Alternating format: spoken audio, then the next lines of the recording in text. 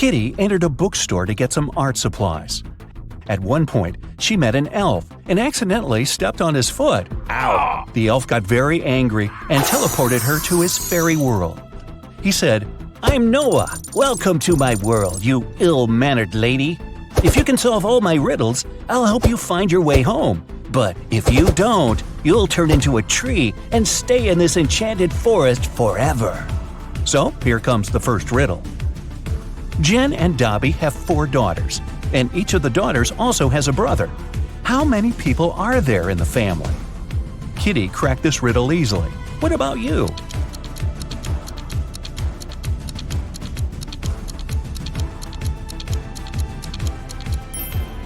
The correct answer is 7.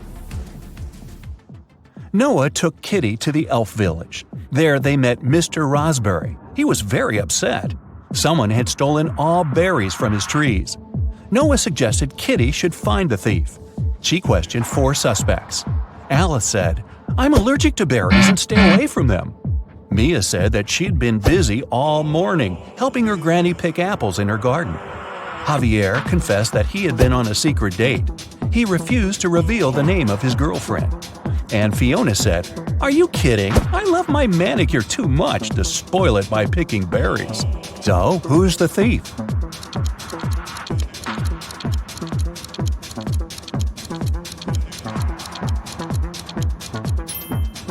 Alice. She's eating strawberry ice cream, which means she lied about her allergy.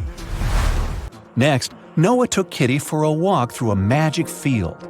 There are 50 cows in this field and 28 chickens. How many didn't? Kitty figured this riddle out immediately. What about you?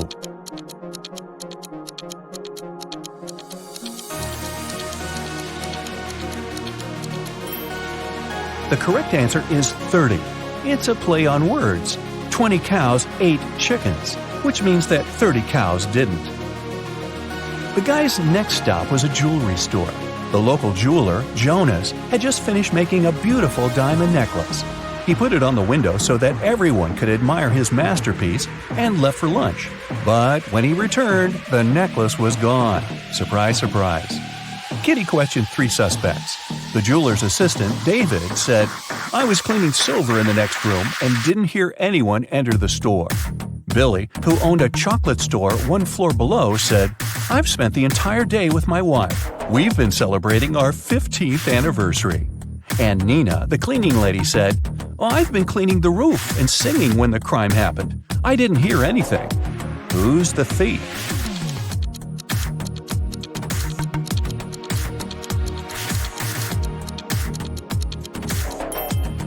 Billy. Look at his selfie with his wife. She's wearing the stolen necklace. Okay, but how did he steal it? He has a book, Magic Portals, on the shelf in his store. A postman found an elderly stargazer, Mr. Green, unconscious on the floor in his own house.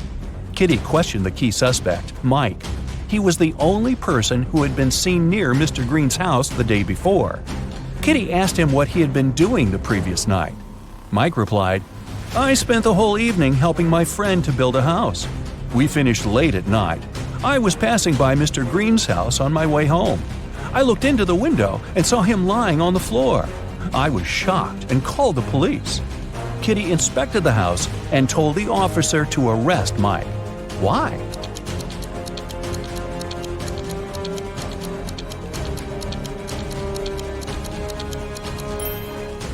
Mr. Green was found on the ground floor, but his house doesn't have any ground floor windows, which means Mike couldn't see anything through the window. Noah took Kitty to his garden. He said that elf gardens were a little different compared to human ones. Kitty noticed 5 weird details right away. Can you see them too?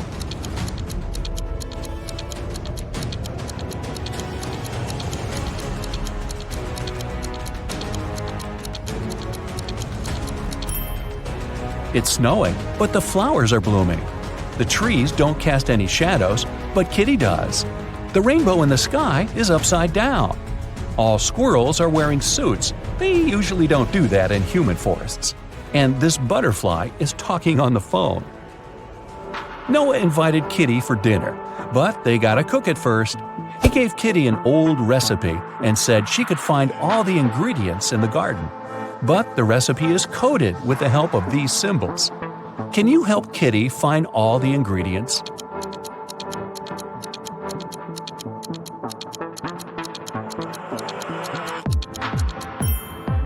Here comes the first one. It's a potato, and it's hiding over here. Here's the second ingredient.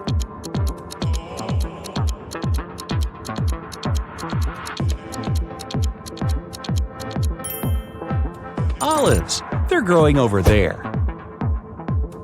What about this puzzle? Any ideas?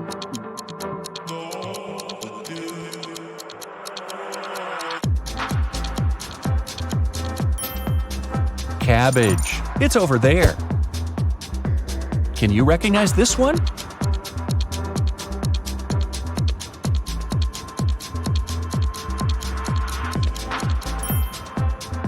Coconut. Here it is. The next one. Can you crack it?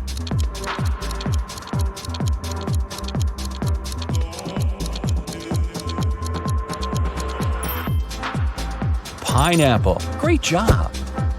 What about this puzzle?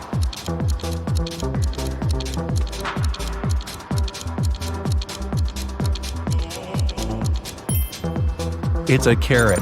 And since it's an elf's garden, carrots are growing on trees. Can you crack this code?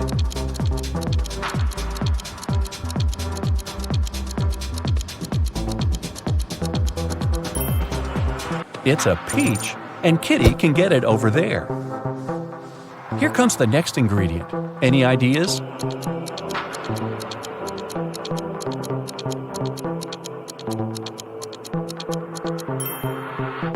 Pepper.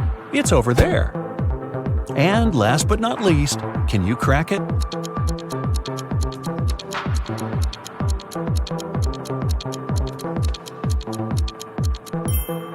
Broccoli. Great job! There's only one broccoli head in this garden, and it's hiding over there. After a delicious dinner, Noah offered Kitty to choose a guest room. He gave her 3 options, but only one of them was safe. Option number 1, a soft bed in the attic. Here's the second option, a cozy sofa in the basement. And the third option is a hammock on an open balcony. Unfortunately, mutant mosquitoes arrive every night. Their poison is safe for elves, but not for humans. Which room should Kitty choose?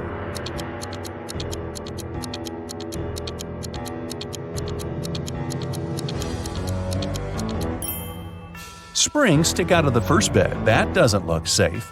And the sofa is full of bed bugs. Probably not the best company for a sleepover. So Kitty should choose the hammock. She can use this mosquito net to hide from the annoying insects. Next morning, Noah had an appointment. He offered Kitty to meet later in a fancy elf cafe. 4 waiters welcomed her when she arrived there, but one of them was fake. Can you guess who?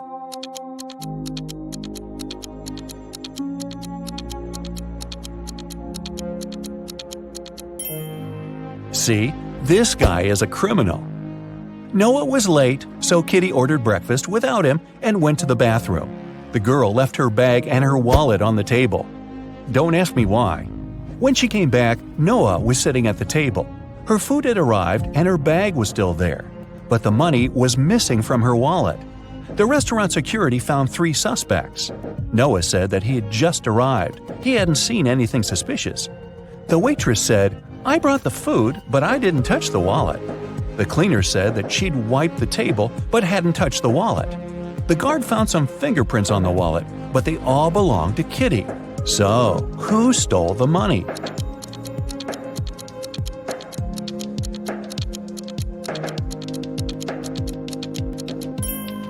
The cleaner. She had her gloves on. That's why she didn't leave any fingerprints. Kitty didn't have any elf money, so Noah offered to pay for her meal. But first, she had to crack this riddle. What begins with T, ends with T, and has T in it? Kitty solved this puzzle easily. What about you?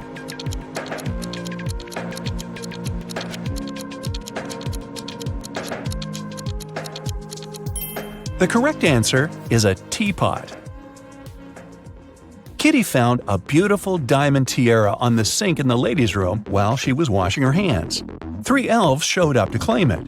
Jim said, "This tiara belongs to my mother. We've been passing it on from generation to generation for ages. I noticed that it was gone after visiting the bathroom." Fiona said that she had won this tiara in a beauty contest. She even showed Kitty a picture. Jessica said, "If this tiara is missing one small emerald, then it's mine. I lost the gem at a party last summer." Kitty gave the tiara to Jessica. Why?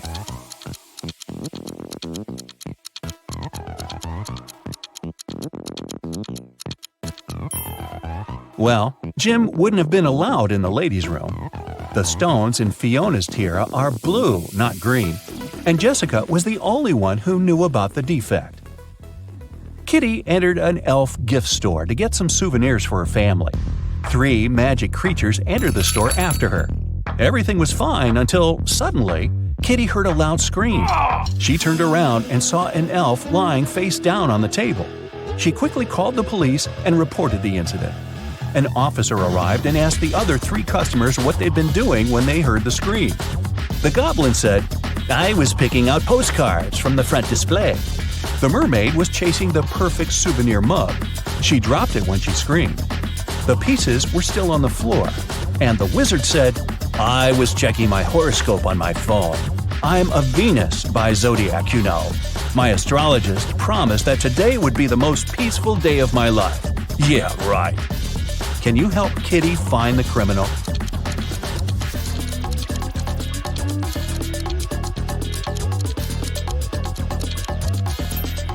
It's the wizard.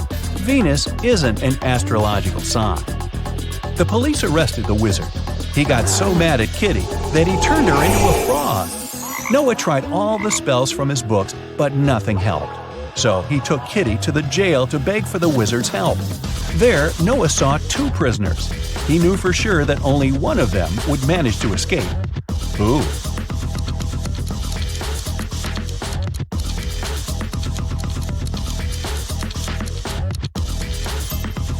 The second one, he has a spoon without a handle. He must have used it to make a knife to open the door. The wizard agreed to lift his spell, but he had one condition. The guys had to crack his riddle. How many months of the year have 28 days? Can you help Kitty out?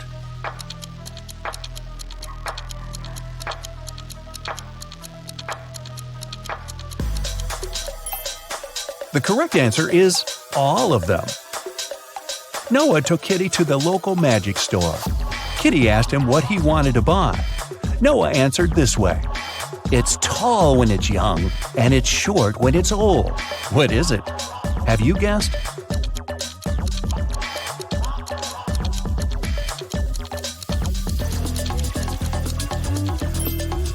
It's a candle. Noah lit the candle and prepared to send Kitty back to the human world. But he had one last riddle for her. Kitty had to say a secret number code to get home. Here's a hint. The code contains 3 positive numbers. You can either add these numbers or multiply them. The result will be the same. What are these numbers?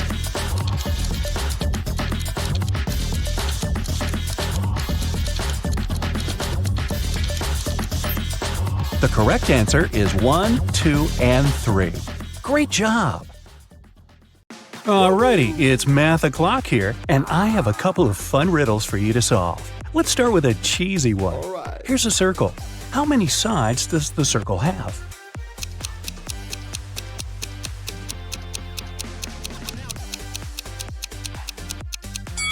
There are 2, the inside and the outside. It was Aviana's birthday, and she went to buy herself an ebook she'd been dreaming about. The ebook and the case cost $150 in total.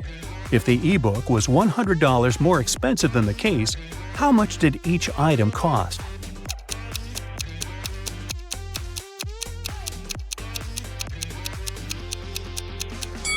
Alright, let's say the case cost X.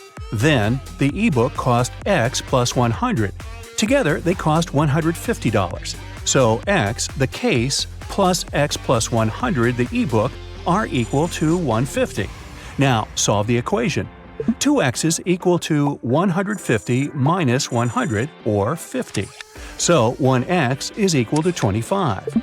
So the case cost $25 and the ebook cost $125. Well, that adds up. Now, to celebrate her birthday, Aviana wants to go to the movies. She has two friends whom she wants to take with her. A movie ticket costs $8. What is cheaper?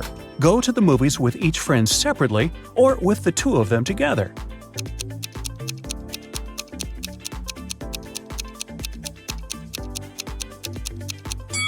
Of course, it's cheaper to go with the two of them together.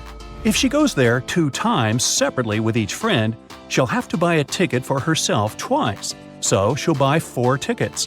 But if they go together, she will only buy 3 tickets. Yes! 5 friends met for the first time in 5 years. Each one shook hands with each person in the group, but only once. How many handshakes were made?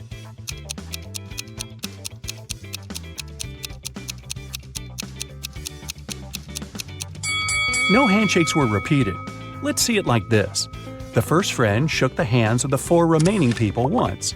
Then the second friend had already shared a handshake with the first person, so they shook hands with 3 more people. The third friend had shaken hands with the first 2, so he shook hands with 2 more people. And then, finally, friends 4 and 5 shook hands too. 4 plus 3 plus 2 plus 1 is equal to 10. So there were 10 handshakes. Brinley has to sneak into her mom's computer to delete some emails she had accidentally sent her. Ooh. Mom has a poor memory, so she always has notes with her passcodes. Luckily, the note is right on the desk again. What's the passcode?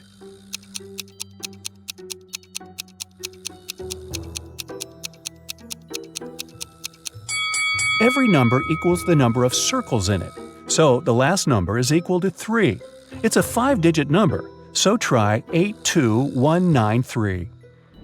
Danica and Elora are best friends who live in different parts of town but study in the same college. Every morning they leave their houses at the same time and first meet at a cafe to drink some coffee before classes. Danica goes there by car and Elora goes by bike. When they met, which girl was closer to Elora's home?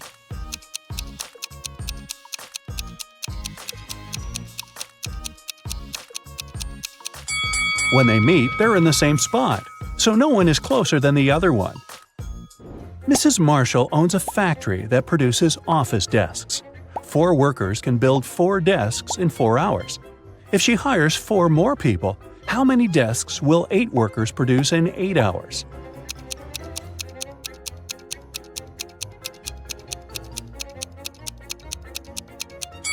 If 4 workers produce 4 desks in 4 hours, it means that each worker produces 1 desk in 4 hours. So 8 workers will produce 8 desks in 4 hours, or 16 desks in 8 hours. Maya has 4 pens, a blue one, a black one, a red one, and a green one. They lay on the table in some order. Here are some hints. 1. The green one is somewhere in the middle. 2. The blue one is to the left of the black one and to the right of the red one. 3. The red pen is right next to the blue one. So, what's the order of the pens?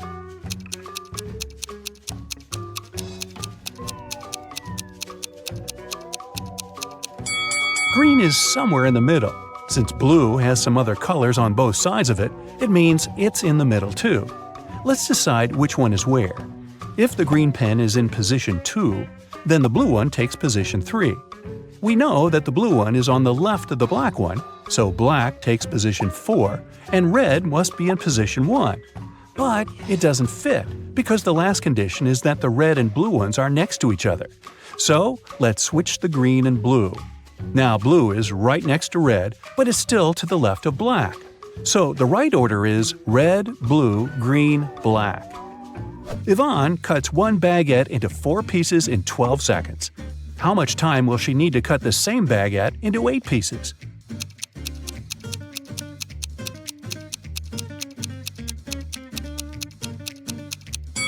"28 seconds. To cut a baguette into 4 pieces, she must make 3 cuts. If it takes her 12 seconds to make 3 cuts, it means that she makes 1 cut in 4 seconds. So, if she now wants to cut it into 8 pieces, she needs to make 7 cuts. So 7 cuts, 4 seconds each, would take 28 seconds. Ellery came back home with her term grades. She got all A's but 3, all B's but 4, and all C's but 5. So, how many A's, B's, and C's did she get?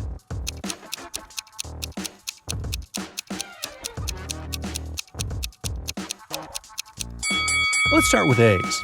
They are all but 3, so there are 3 B's and C's together, which is either 2 C's and 1 B or 2 B's and 1 C. Let's start with the first option. If it's the case, there are 4 A's and C's. If there are 2 C's, then she has 2 A's too, also. The condition all C's but 5 tells us that if there's 1 B, there must also be 4 A's, not 2. So it can't be. If there are 2 B's and 1 C, then from all B's but 4 and 1 C, there are 3 A's. From all C's but 5 and 2 B, there again must be 3 A's. So he has 3 A's, 2 B's, and 1 C. Nice work, Ellery! You are outside a room with 3 switches in the off position. One of the switches turns on the light bulb in the room. You can turn on as many switches as you want, but you can only walk into the room once. How can you find out which switch turns on the light?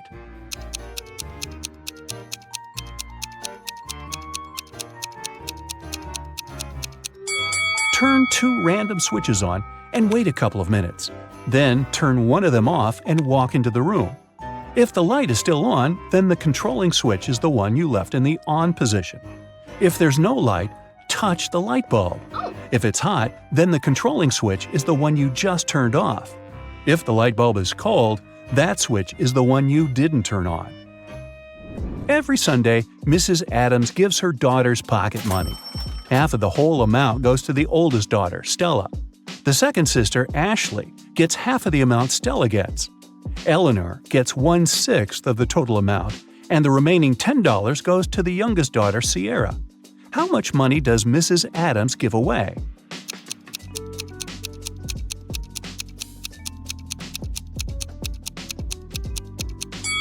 Seems like Stella gets 1/2 of the money, Ashley gets half of a half, which is 1/4 of the original sum, and Eleanor gets 1/6. They're all a fraction of 12s. So Ella gets 6 12s, Ashley gets 3 12s, and Eleanor gets 3 12s. Together, it's 11 12s, which means that Sierra gets 1/12, which is $10. So Stella gets $60, Ashley gets $30, Eleanor gets $20, and the whole sum is $120. Hey, if I were Sierra, I would complain. Annabeth is going by train to visit her best friend, Brooke. The train is 500 feet long, and it's moving at a speed of 500 feet a minute, and it's now traveling through a 500-foot-long tunnel. How long will it take for the train to go through the tunnel?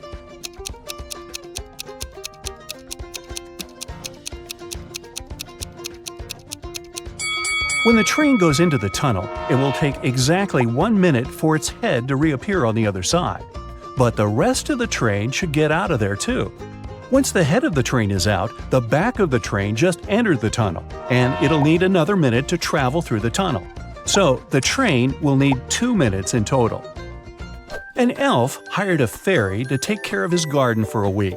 As a daily payment, the fairy takes 1 inch of a candy cane. The elf has a 7-inch candy cane in one piece, but the fairy wants to be paid every day because fairies don't trust elves. The elf has a knife that can only make 2 cuts. How can he manage?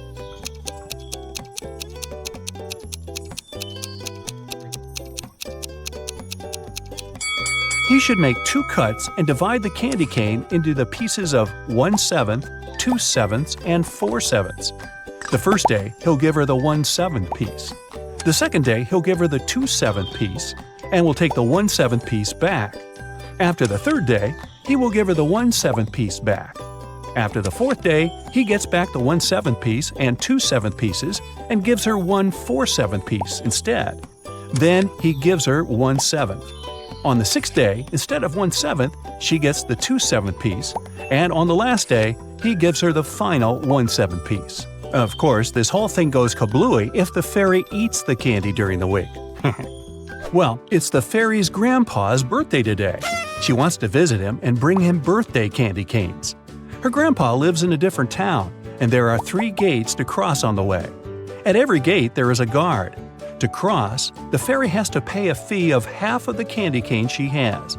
But she gets 1 candy cane back. What's the minimum number of candy canes the fairy should take from home to make sure she arrives at her grandpa's with 2 candy canes for him?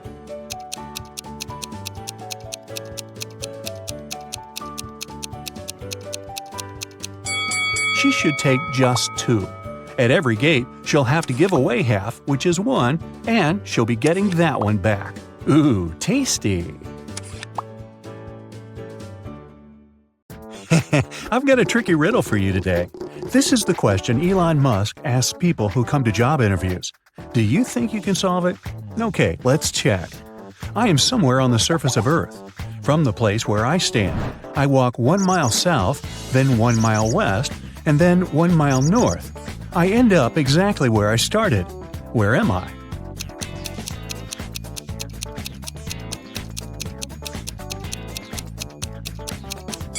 That's it. The interview has started. Will you get hired by Elon Musk? You can pause the video if you need more time to think. The trickiest part is that there may be several answers. One of them is that you're at the North Pole. Let's draw the trajectory. From the North Pole, you walk 1 mile south, then 1 mile west, and after that, 1 mile north. Look, it takes you back exactly where you are. It doesn't work with the South Pole because from there, you can't go south. But how about drawing a circle close to the South Pole, which is exactly 1 mile long? Now, go up from that circle, 1 mile to the north. Right, we can start here. So from this spot, we go 1 mile south, we reach the circle, then we can go 1 mile west, walking along the entire circle and ending up in the same spot. After that, we go 1 mile to the north again and end up exactly where we started. It can get even better. Let's draw a circle near the South Pole that's 1/2 mile long. Again, you can start 1 mile away from it. You go 1 mile to the south, reach the circle, go 1 mile west. You'll end up where you started, but you'll need to walk around the circle 2 times. The same works with a circle that's 1/3 of a mile long. You'll just walk around it 3 times in a row. It works with pretty much any other length of the circle, as long as it's 1 divided by n miles long, where n is a whole number. This way, after walking 1 mile south, you'll reach the circle, go around it n times, and then move 1 mile north. Every time, you'll come back to where you started. So, have you passed the interview? If not, no worries. I have some other riddles for you to practice. Off we go. A monkey, a squirrel, and a lizard are about to race up a coconut palm. Who will be the first to reach bananas?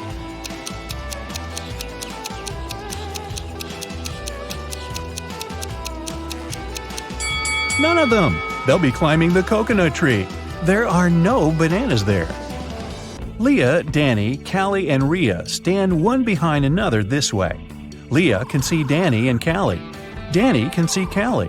And Callie and Rhea can't see anyone. They're all wearing hats. The girls only know there are 2 black hats and 2 white hats. Any of them can shout out the color of their hat, and if it's right, they will all win. Who's going to be the first to figure out the color of her hat?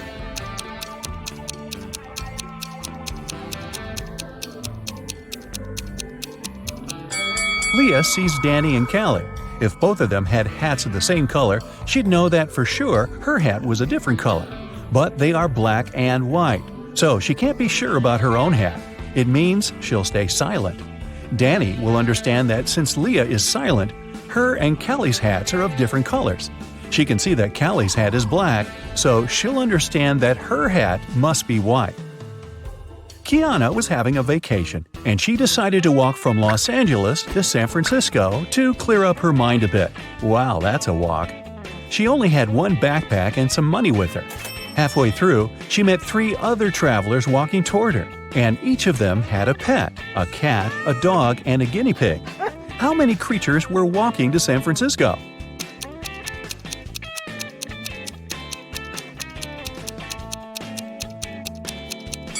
Just one, Kiana. The other travelers and their animals were going in the opposite direction, from San Francisco to Los Angeles. Oakley was participating in a game show.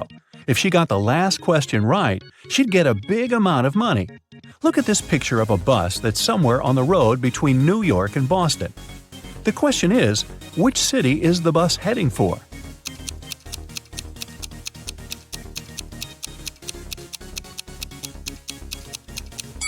It seems like there's nothing in the picture that can help you figure it out.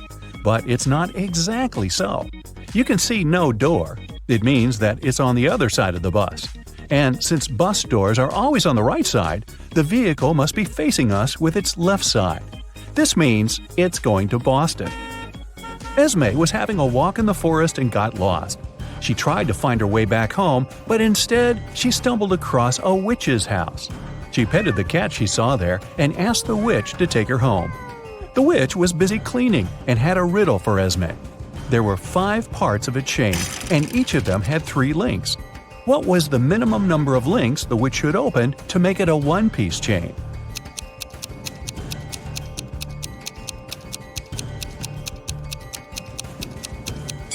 If you try to attach all the parts of a chain to one another, you'll need 4 links. But there's a way to fulfill the tasks by using just 3 links. Take one of the pieces and open its links. Then use them to connect the remaining 4 parts of the chain. A long time ago, in one old kingdom, there was a king who made a bizarre law every Friday. His new law was that every man in the kingdom had to shave off his beard. Otherwise, this person would be exiled. But in the kingdom, there was just one hairdresser. Everyone went to this professional, but the hairdresser had no one to go to. Still, everyone managed to follow the rules and no one was exiled. How is it possible?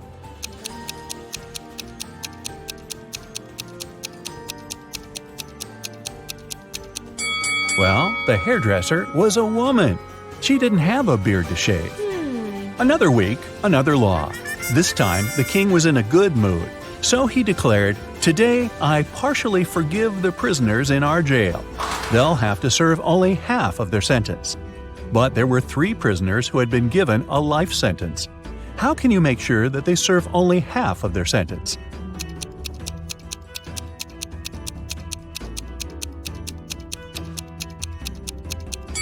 They should be released every other day.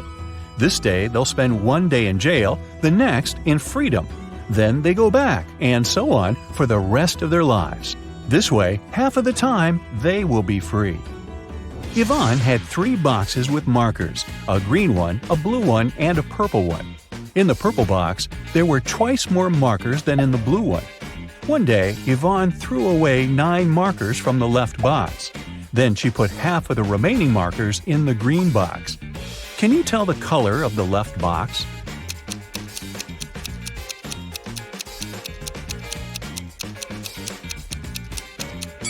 Since Yvonne took the markers in the green box, it can't be green. If the purple box had twice more markers than the blue one, then the number of markers inside was even. If she had taken 9 out of the purple box, the number of the remaining markers would be uneven, and Yvonne wouldn't be able to take half of them to put in the green box. So, the left box was blue. Kai was spending the evening with her boyfriend Ronan at his place. They were eating popcorn, and a movie was playing in the background. Suddenly, Kai decided to trick Ronan.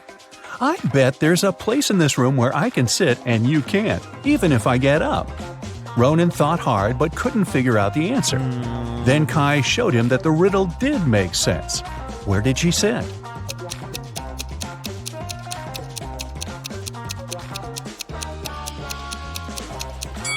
Kai sat on Ronan's lap. An elderly lady had poor eyesight and needed assistance. She was living with her granddaughter, Cassie. One evening, Cassie was cooking dinner when she heard glass shatter. She ran into the room and asked what had happened. The window was broken. Her grandmother told her that some dark-eyed, dark-haired boy had thrown a stone into the window and then run away. Cassie didn't believe her. Why?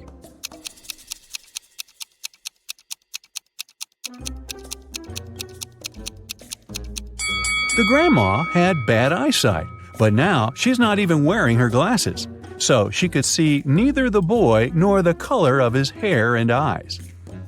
Esme was walking in the forest and, you know what? She got lost again. As always, she found the witch's house and asked her to take her home. The witch had just invented a new game, but unfortunately, she had no partner. The witch said that if Ismay won, she'd take her home. There were 37 matches on the table. Each player couldn't take more than 5 matches at once. The person who could take the last match would win. Esme could go first. What should her strategy be if she wanted to win?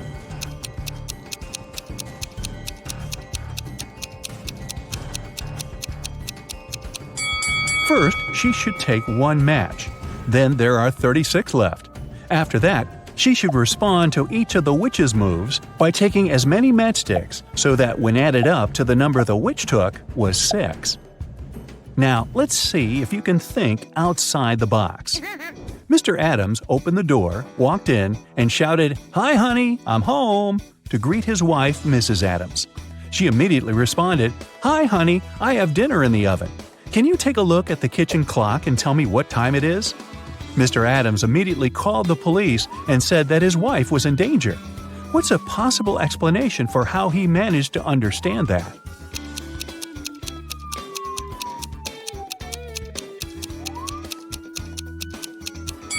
Mr. Adams was blind. His wife, of course, knew that.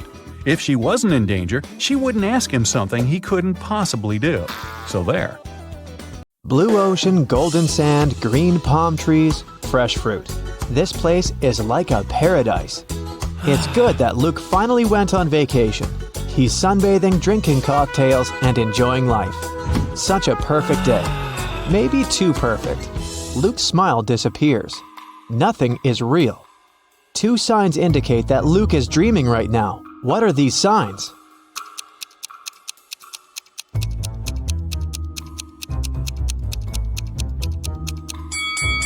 The first thing is that there are 2 suns in the sky. The second sign is that the ocean has no waves. Luke gets scared. He realizes he's sleeping. At this moment, a giant kraken comes out of the ocean. It stretches huge tentacles towards Luke and screams out like a siren. How can Luke escape from it? Where should he run?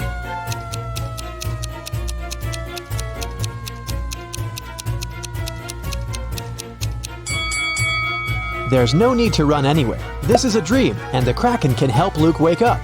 The monster grabs the guy, and he opens his eyes and realizes he's in a laboratory. He was caught a few days ago. A group of people have been conducting strange experiments on him all this time. It wasn't the kraken he heard, it was a real siren. Flashing red lights illuminate the lab. The room itself is a mess. Lots of stuff on the floor, overturned tables. There are no people, only pictures of some scientists on the wall. There should be a key to the door among all these documents and garbage. Quickly, help Luke find it and escape.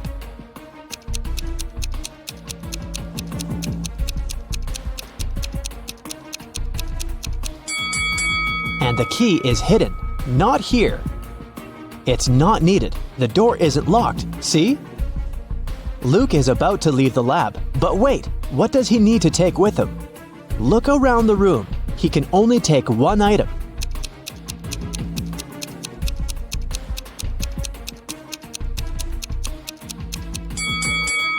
Luke should opt for the shoes. They're going to be useful outside. Luke puts on a pair of boots and gets out of the lab. He's in a long corridor. He sees several guards ahead. They start chasing after him. Luke runs away in the opposite direction. There are 3 ways in front of him. One corridor is filled with toxic gases.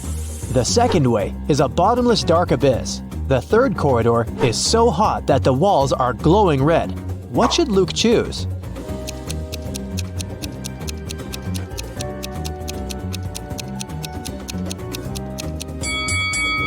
The second hall with a chasm. See how the light gets reflected from the abyss? This means there's a glass floor covering it, and Luke can walk on it. Luke runs through the second hall and finds himself trapped. Several guards are standing there and everyone is looking at him. It seems like there's no chance of getting out, but wait a minute, the guards are not dangerous. Why?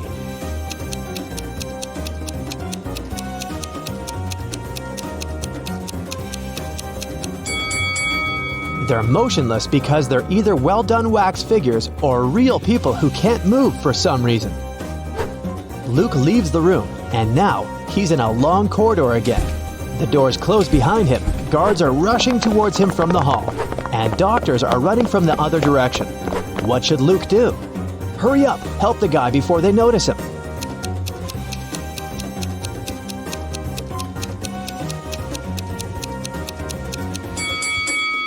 Do you see a laundry basket? There are white coats there. Luke should dress up as a doctor and walk past the guards. The guy enters one of the many doors and finds himself in a large room for experiments. This is where they keep their test subjects. There are several locked cells with people sitting inside. They ask Luke to release them. Unfortunately, he can only free one prisoner. But who? A werewolf is locked in that cell. An electrical human is in another. A seemingly ordinary girl is locked in the third one. In the furthest cage, there's a guy with a shark's mouth.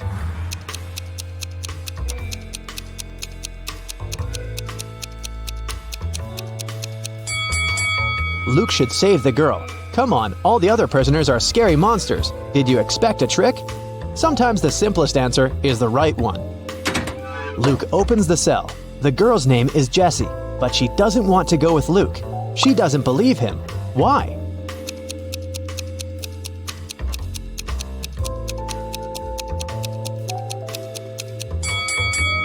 Because Luke is wearing a lab coat. He explains to Jessie that he put on these clothes to remain unnoticed.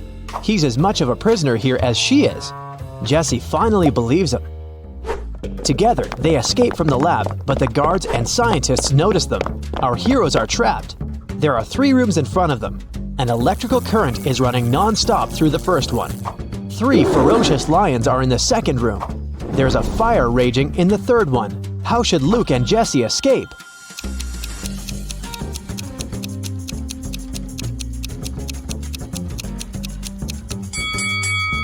They don't have to enter any of these rooms. In the corridor above them, there is an open ventilation hatch. These guys should help each other get in there. They crawl through the vent for a few minutes. Finally, they reach the elevators. But the heads of 2 creatures have got stuck in the elevator doors. One of them is a werewolf. The other is a zombie. Jessie and Luke can only save one of them. Who will survive without their help?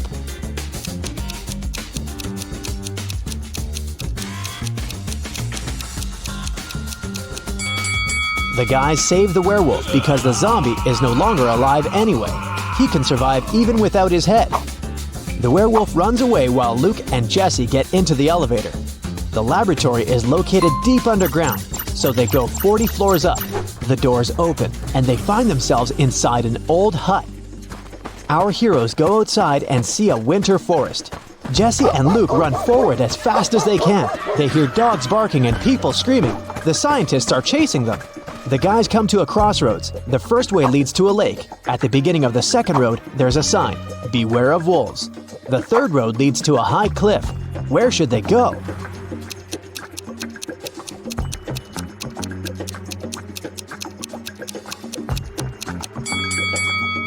It's winter now, so the lake is frozen. Luke and Jessie run across the lake and find themselves in a clearing. 2 guys are standing there. Both of them seem normal. They ask Luke and Jessie if they can come along. Luke feels that one of the guys is not who he claims to be. How can he figure out which one it is?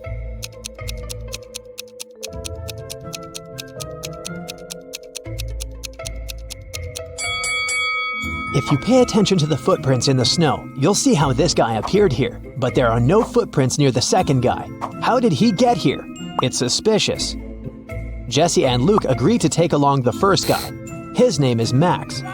He says he's also escaped from the lab. He knows there's a road somewhere nearby, so they decide to find it. They wander through the forest for several hours.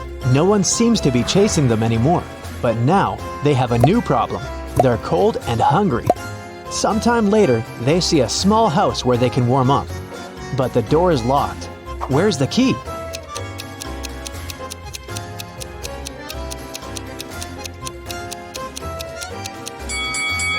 See this scarecrow next to the forest? The key is in its hand. The guys open the door and find food and clothes. They rest, eat, and get warmer. Soon, they're ready to set off. There's an old car in the backyard. There's even some gasoline in its tank. But when Luke is driving it out of the yard, the car runs over a nail. The tire is punctured. Now they have to walk again. It's getting darker and colder. Despite warm clothes, our guys start freezing. How can our heroes keep warm?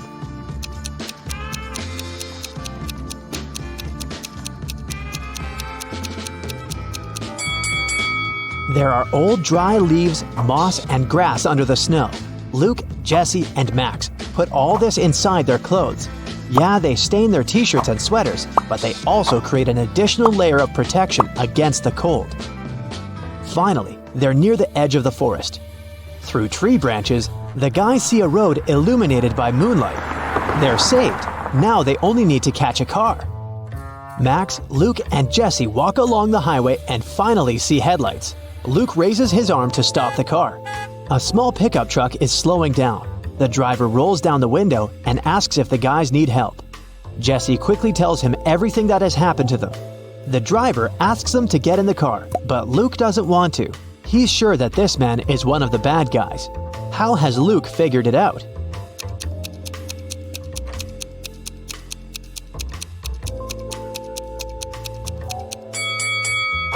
When Luke woke up in the lab, he paid attention to the pictures of the scientists on the wall. This driver is one of them. The guys run back into the forest where they come across a pack of wolves. The hungry animals surround our heroes. One of the wolves is about to attack, but a loud howl scares it, and it runs away. A monster covered with fur comes out of the bushes. Max screams and is about to run away, but Jesse and Luke look calm. Why?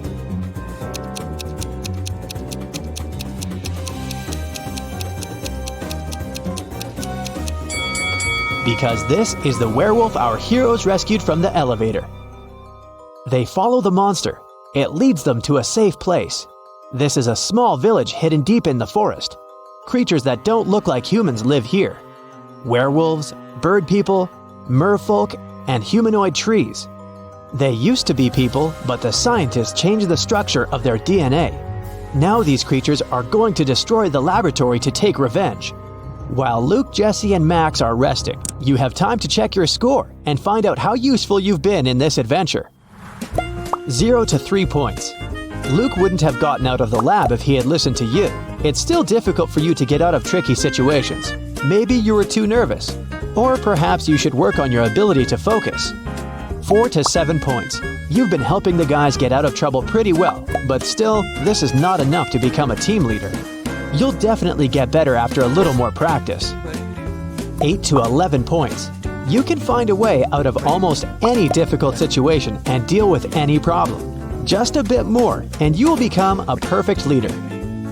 12 to 15 points. You're a real hero. You can successfully overcome any difficulties and lead large groups of people. Don't lose your focus. It'll help Luke and his friends in their next adventures. 16 to 17 points. You're the best of the best. Problems don't scare you, they entertain you. Hey, are you an expert in brands? Choose the correct logo and get 1 point for each right answer. Level. Easy peasy. Both apples are half eaten, but which one is eaten the right way?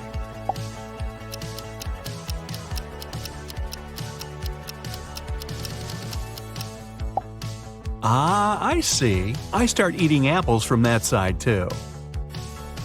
Can you figure out which one is the NASA logo?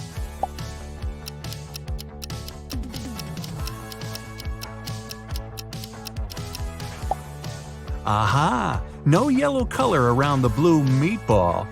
Got it. A little twittering bird, but which one?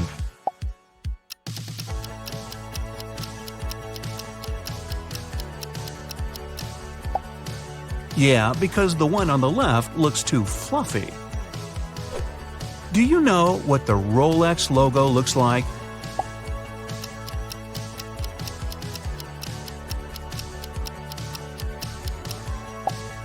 This crown definitely looks more natural. The crocodile on the left or the crocodile on the right? That is the question.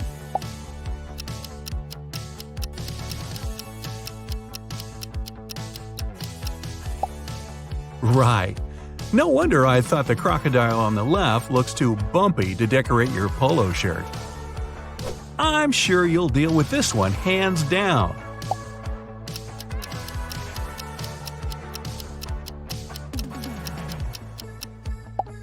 And of course, the real Adidas logo is on the left. I won't give you any hints, but I know the answer. Nee, nee, nee, nee, nee.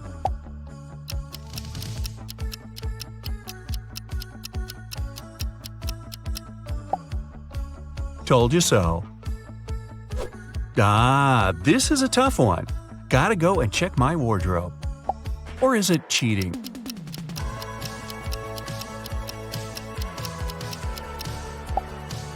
So, Puma's big feline is jumping to the left. Ah, good to know. Something is off with one of these logos, but you gotta puzzle it out on your own.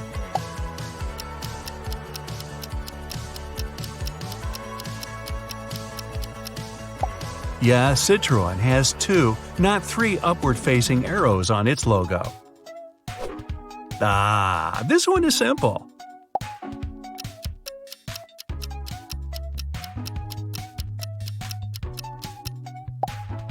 I didn't even have any doubts. I guess you need to do your laundry yourself to know the right logo for this washing powder, huh?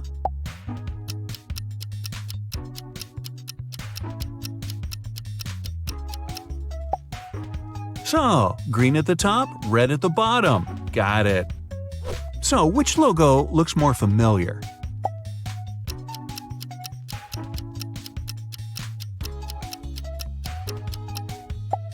The famous car manufacturer opted for the first logo.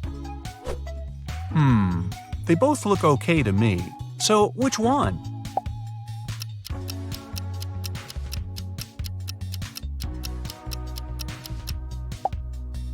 Less red, more blue.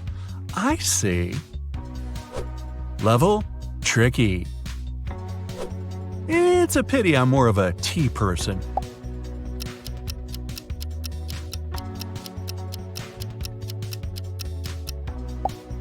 I knew this one looked more familiar. Well, I'm not an expert in gas and oil, but I might know the answer.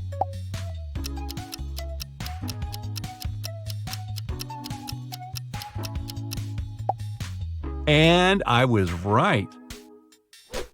This one is indeed tricky.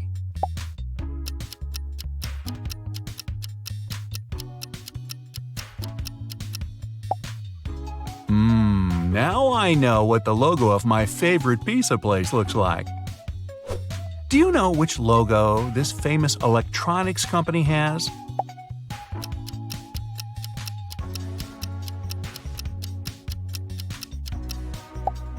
Oh, it was a lucky guess. The difference between these logos is tiny, but one of them is wrong.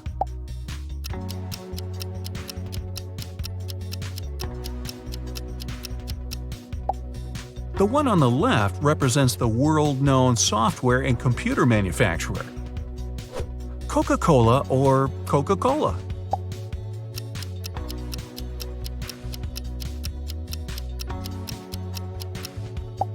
And the answer is Coca-Cola. Just kidding. The first logo is the correct one. Yummy! I'm sure you'll get this one right.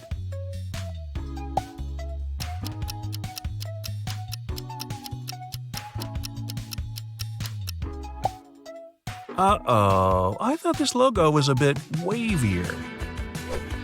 Now, we'll find out how often you watch MTV.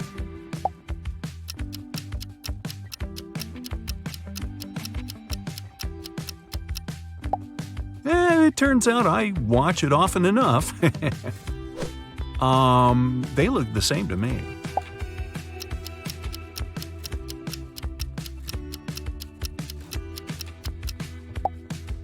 Oh, I see the difference now, but it's too late. Duh. Red, white, blue versus red, white, blue.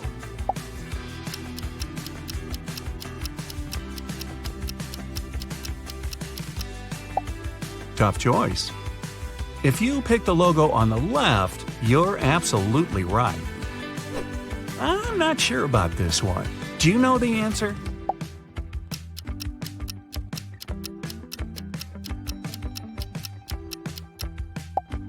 I knew the logo on the right was the one.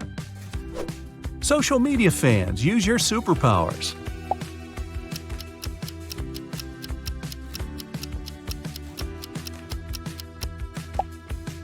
Who would have thought? I'm not an Insta person. Ha! I've used this service often enough to know the right logo.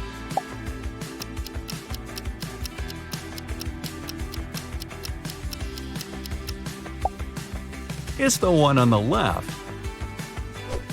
Level mind-boggling. Wow, they weren't kidding about mind-boggling.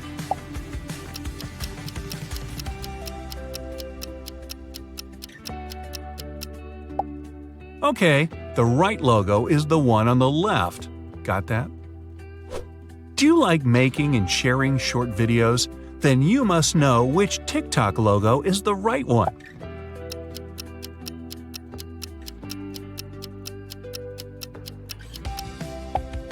Did you pick the one on the left? Then you totally nailed it.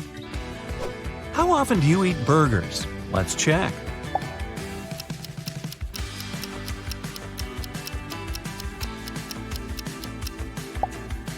It seems I should treat myself to burgers more often. Oh no, colors again?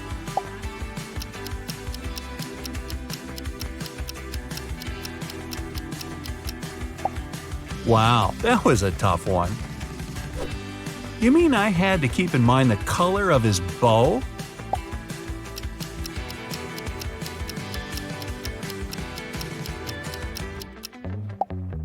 Apparently, I'm good at distinguishing colors.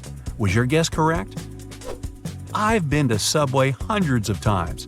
Never knew their logo can be so confusing.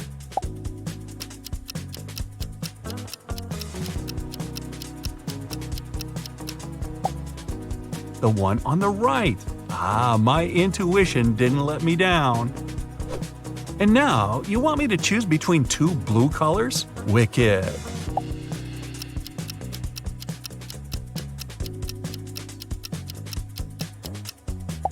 First, the darker blue, then the lighter. That's the right logo. You must be kidding me!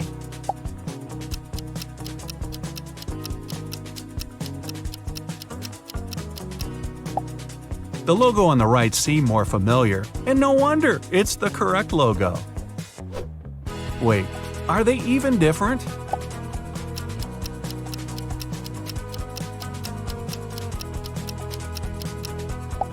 Ah, I see.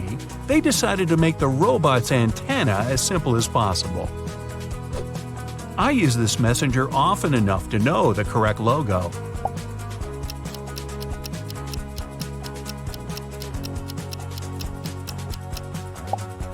Oops.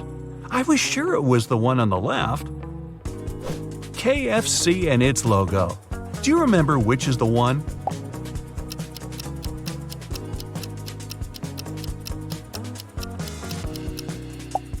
It's the logo on the left. Look at the apron and the stripes on it. Wide stripes or thin ones?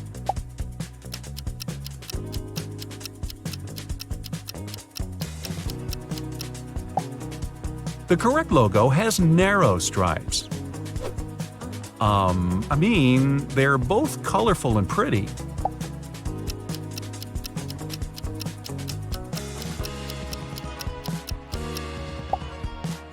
I cheated by Googling the Google logo.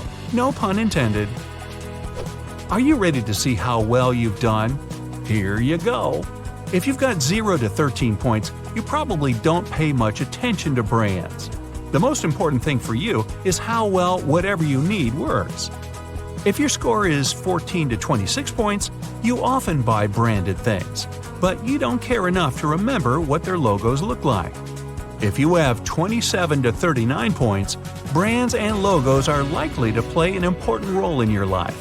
You also have a sharp eye and pay close attention to the smallest details. Aha! Today, Peter and Zach's dream has come true. They've bought a trailer. Now they're ready to begin their long-planned journey through mystical places all over the country to make their vlog. But first, they need to pack. There are 3 boxes, but the guys can only take one of them. Which box should they choose?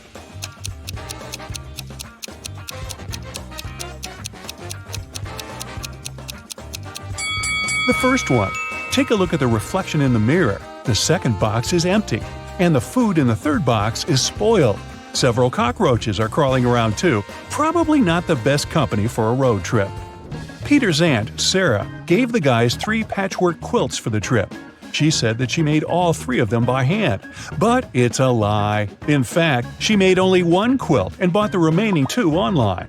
Sarah was embarrassed to admit it because she was famous for sewing everything by hand. Can you tell which blanket is handmade?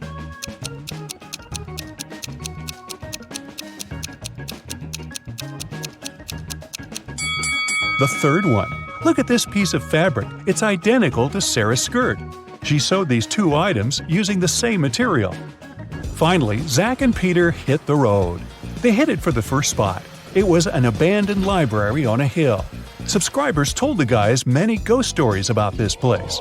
But our vloggers were skeptical and wanted to explore the building on their own. They walked around the library, recording videos and taking Polaroid pics. But they didn't meet any ghosts. When they returned to the trailer and looked through the pictures, they freaked out and locked all the doors. They left this creepy place as soon as possible. What scared them so much?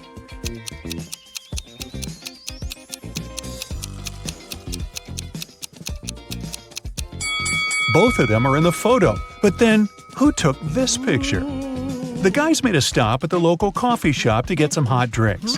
As soon as they came in, Peter grabbed his camera and started recording. Why?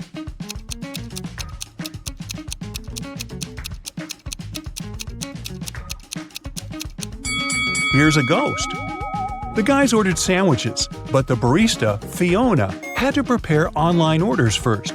So she asked the guys to wait for their food for a while. Fiona cut 1 loaf of bread into 4 pieces in 12 seconds. How much time does she need to cut the same loaf of bread into 5 pieces?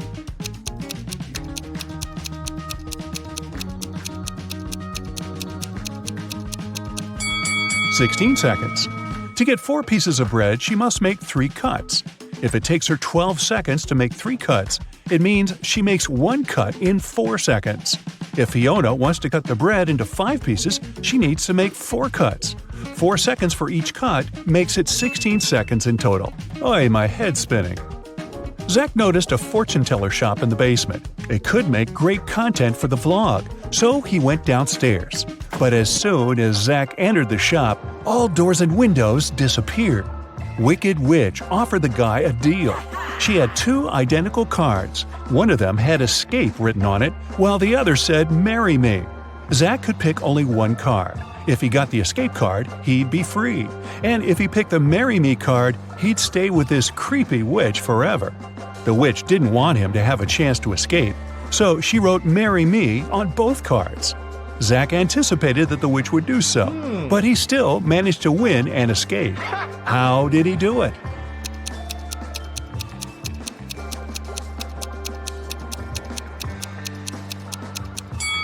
He picked a card and dropped it in the fireplace, saying it was an accident. The witch had to reveal the remaining card that said marry me. According to the rules, there had to be 2 different cards. So the witch had nothing to do but agree that the card Zach had picked and burned must have been the escape card. Peter and Zach continued their journey. In the evening, the guys saw these 3 hitchhikers not far from a bus stop. They could only pick up 1 person. Who should they choose?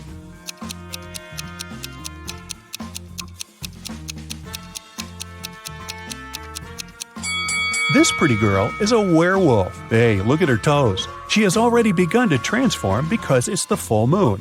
And this harmless-looking elderly lady is a runaway criminal. Take a look at the poster hanging at the bus stop. It's her portrait.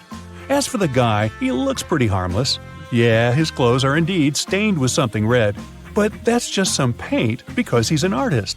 Look, there are art supplies in his backpack. The artist, whose name was George, told the guys about another interesting, mysterious place. The locals called it the Haunted House. 1 week ago, George heard strange screams coming from inside. He went to check the house. A minute later, he ran away screaming. What scared him so much?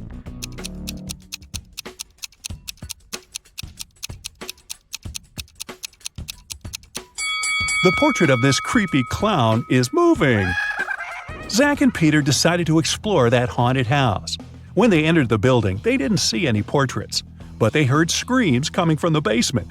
They walked downstairs and found a loudspeaker that replayed the screams over and over again. There was a clown costume in the closet. Zach and Peter found 3 suspects among the neighbors and asked them just one question. What did you do 1 week ago? Mr. Daniel said, I was on vacation in Spain for 2 weeks. We came back yesterday. Jessica said, I have very sensitive skin. I wouldn't spoil it by wearing a clown mask. As for Henry, he said he had been preparing for his tests at college 24/7. Who is lying?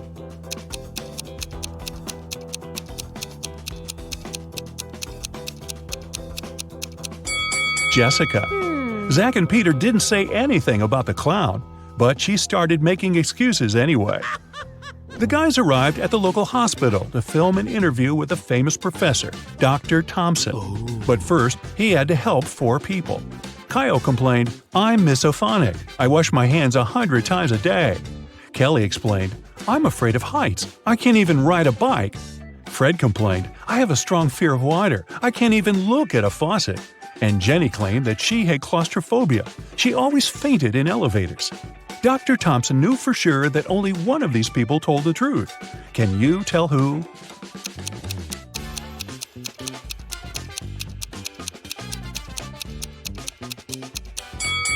Fred can't be afraid of water. He has an aquarium with fish in his house. Jenny lives in a tiny van, so she can't have claustrophobia. And Kyle's apartment is too messy for someone who has a fear of dirt and germs.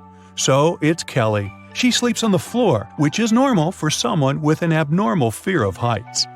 Next stop, creepy caves. Zach and Peter went to see ancient ruins in the middle of the woods. Many people had disappeared there. The guys heard weird screams coming from the cave, ran toward the sound, and got lost. Suddenly, they saw 3 tunnels. The first tunnel was filled with fire. A hungry vampire was waiting in the second tunnel. And the third tunnel was filled with poisonous apples. Which way should they choose?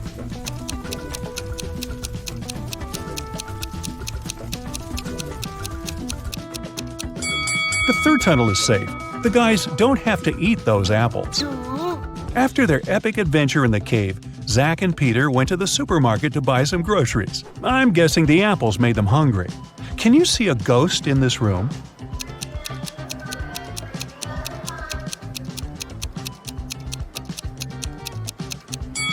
Here it is. Peter and Zach found out that people had seen some zombies in this abandoned town. So they decided to make a stop there and check for themselves. The town looked empty. The guys were very disappointed. But suddenly, a crowd of hungry zombies popped out of nowhere and started chasing them. The guys ran into a hospital and locked the door. Zombies began breaking the door down. Luckily, a helicopter with a rescue team arrived quickly. It was going to land on the roof. Zach and Peter needed to get there as soon as possible. Help them find the shortest way.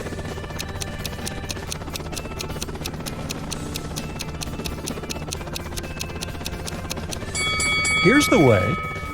After saving the guys, the rescue team invited Peter and Zach to go skydiving together. They agreed and put on parachutes. They took this picture inside the plane right before the jump. Can you tell which of these people is in danger?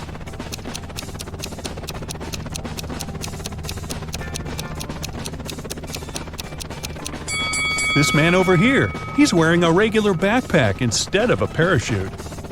The guys made a stop on the shore of a famous, mysterious lake. They went fishing. Suddenly, a mermaid jumped out of the water and dragged Zach into the lake. Peter jumped into the water to rescue his friend. Finally, he found Zach wrapped in seaweed on the rocks in the middle of the lake. 3 mermaids had gathered around Zach and were singing their songs.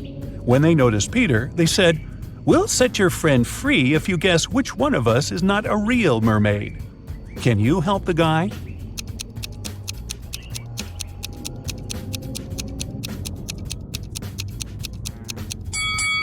And this lady over there, her tail isn't real."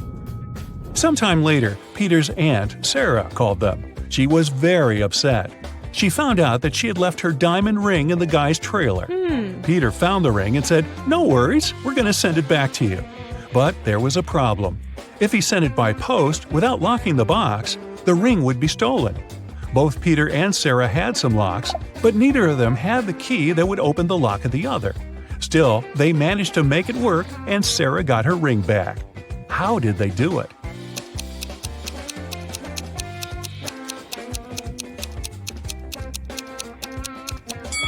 Peter locked the box with the ring and sent it to Sarah. When Sarah received the box, she added her lock and sent it back. Peter received the box and removed his lock. Then he sent the box back to Sarah. She opened the lock with her key and got the ring. Man, these folks lead complicated lives, don't you think? Brad has recently downloaded a dating app and found 3 beautiful ladies right away. Fiona is an art dealer from San Francisco. She has never had a serious relationship before, but she would like to settle down. Mary is a vegan, yoga teacher, and human rights enthusiast. She loves French cheese and enjoys watching sunsets on the pier. Betty is a firefighter. In her spare time, she writes songs and performs them with her music band. Brad likes them all equally. Can you give him advice on who he should invite on a real offline date?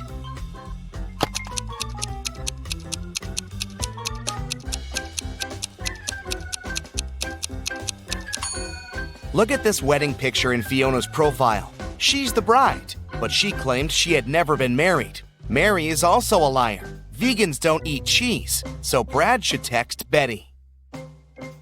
As soon as Betty received a text from Brad, she ran to the bathroom to get ready for the date. She got her hair done and took out several lipsticks. Betty is a tomboy, which is why she uses makeup very rarely. Can you help her choose the right lipstick for her date?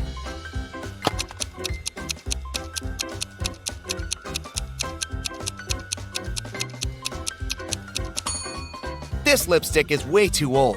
Look at the date. It was made in 1999 and expired a long time ago. And there's a spider inside this lipstick. Betty should choose the second one. Meanwhile, Brad took a shower and prepared to put on his favorite white shirt. But when he pulled it out of the closet, he discovered that someone had stained it with chocolate. Brad questioned his 3 brothers. Jim said he'd been cooking dinner in the kitchen. He didn't even come into Brad's room that day. Bill said that he entered Brad's room about an hour before to borrow a charger for his phone. And Mike said he'd been partying with his girlfriend all day and had just returned home. Who is lying?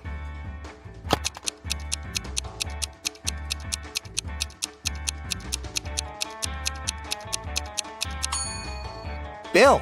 If he borrowed a charger 1 hour ago, why is his phone still at 1%? Brad decided to prank his brother Bill and cut 2 holes in his t-shirt. How many holes does the t-shirt have now?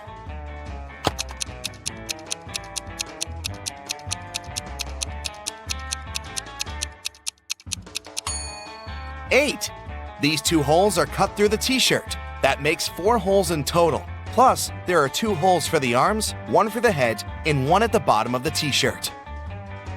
Betty and Brad met in a restaurant. It was love at first sight. A waiter came over and said, "Good evening. What would you like to eat?" Betty answered, "I'd like something that is red, but it can be green at times, and sometimes it's yellow." The waiter cracked her riddle immediately and brought her the food she'd ordered. What was it?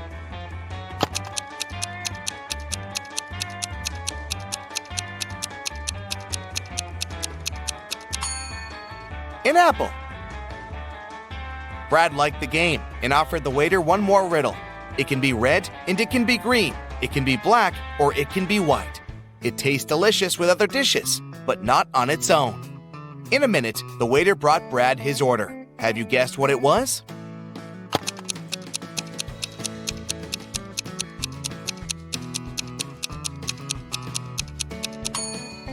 Pepper. After dinner, Brad and Betty went for a walk in the park. They were so focused on each other that they got completely lost. They began looking for a way out and came to this weird crossroad. There were 4 different roads. Each road had a sign, but the signs had no words. Still, Brad and Betty knew which path to take. What about you?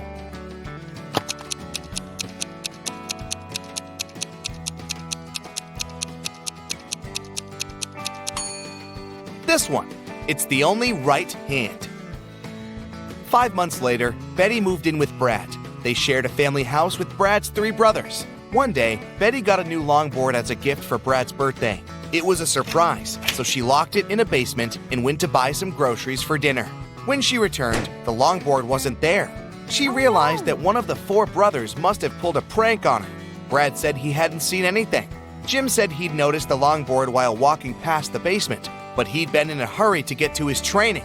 Mike said he had spent the day downstairs baking cookies for his scientific club. And Bill said he'd been on a business trip. Who is behind the mysterious disappearance?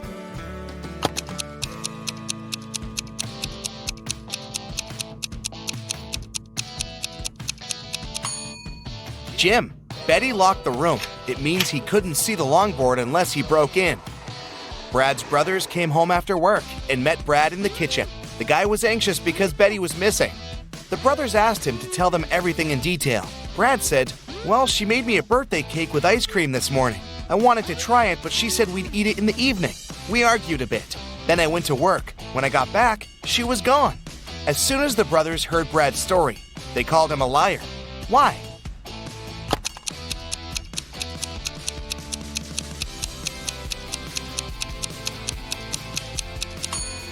He said Betty had made the cake in the morning. Then why hasn't the ice cream melted yet? Brad got a job as a chemistry teacher. Wait, who stole his money? Brad found only one person's fingerprints on the wallet, his own. He questioned his 3 colleagues. Math teacher Jennifer said that she'd been having lunch. History teacher Becky said, "I didn't feel well yesterday, so I went home early."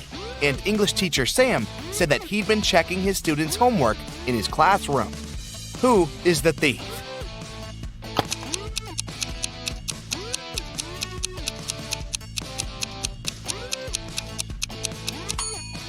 The history teacher. She used gloves to steal the money and then threw them in the trash. Betty and Brad were walking down the street. Suddenly, they met a weird-looking guy. He introduced himself as a magician and asked, "Do you guys want to get rich? Crack this 3-digit code, and the money is yours." He gave them a heavy suitcase with a combination lock and a piece of paper with this riddle. A. 548. In the first line, one number is correct and well placed. B. 530. In the second line, nothing is correct. C. 157. In the third line, 2 numbers are correct but in the wrong places.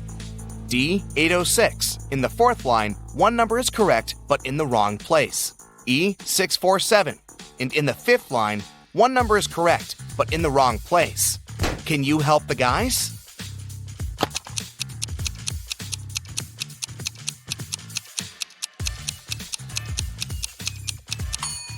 You can use different approaches to crack this riddle.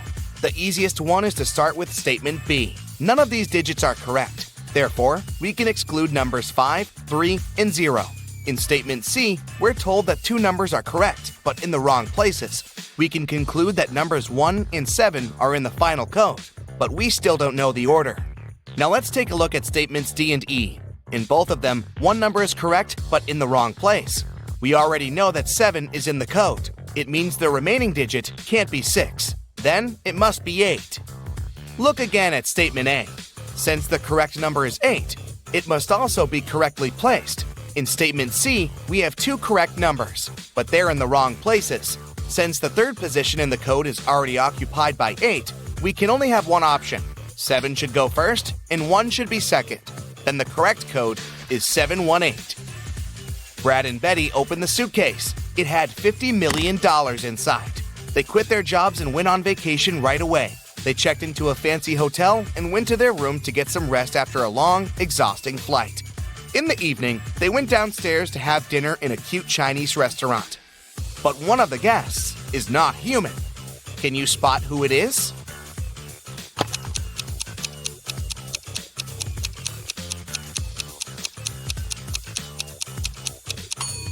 Take a closer look at this guy's plate. It doesn't look like human food at all. When Betty and Brad returned to their room after the meal, they discovered that all their money and gadgets were gone. Oh, no. The hotel security manager asked 3 guests the same question. What were you doing within the last 2 hours? Dan said that he had spent all evening in the swimming pool area. Courtney said she'd been chilling in her room with her besties and had nothing to do with the robbery. And Henry said he had just returned from a party in another part of the city. Who's the thief?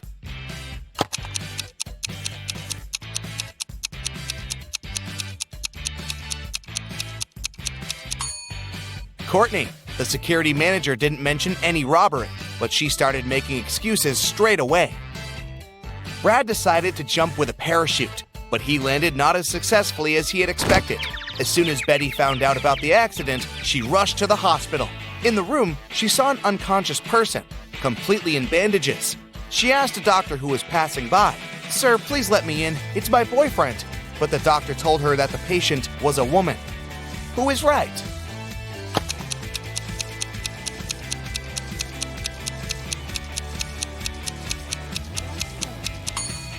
It's a man. Look at the name tag on his bed. Brad got well pretty quickly, and Becky took him on a romantic trip to an ancient castle. They were walking around the place and taking pictures, but suddenly, all the doors slammed shut. The guys were trapped inside. Brad found a door with a 4-digit combination lock, and Betty found this piece of paper on the floor. Can you help the guys crack the code and escape?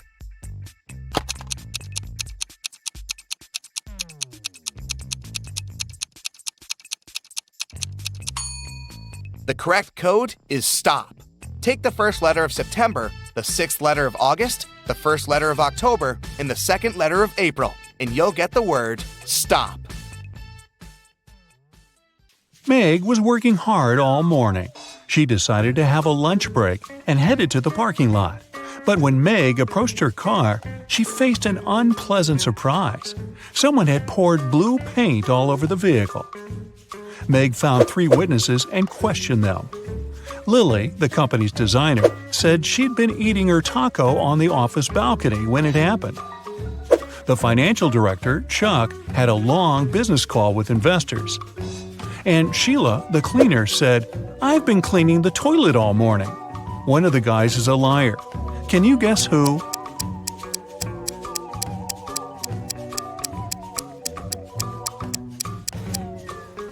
Lily. There's an unpacked taco on her desk. Also, her hands are stained with blue paint. Yeah, that's a pretty big clue there. Meg's best friend, Rosie, invited her to a birthday party. In the evening, Meg went to the kitchen and saw Rosie unconscious on the floor. She called the police and they arrived very quickly. There are 5 people in the house. Their names are Peter, Kelly, Dan, Phil, and Donna. Each one is a close friend of Rosie. Officers searched the space and found these 3 numbers on the floor. Rosie wrote them with her lipstick before passing out. After seeing this clue, officers arrested one of the guests. Can you guess who?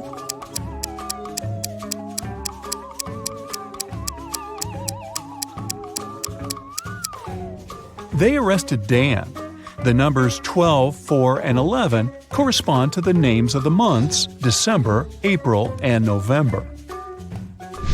Meg went to the office kitchen to get some coffee. She wanted to add milk to her drink, so she opened the fridge to find it. Meg discovered 4 different milk packages on the shelf, but only one of them is safe to use. Can you guess which one?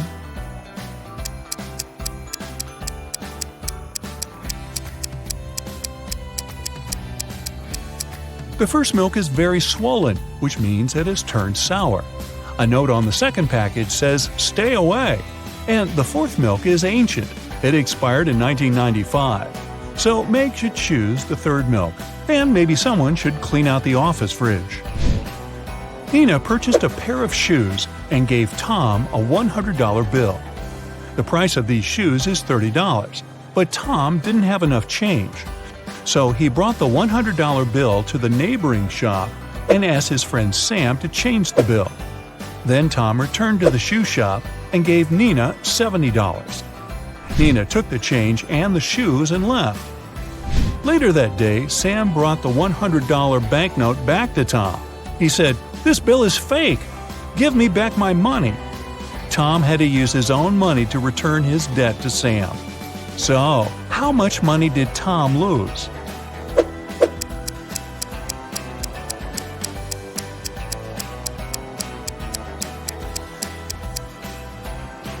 First of all, he lost the $30 shoes.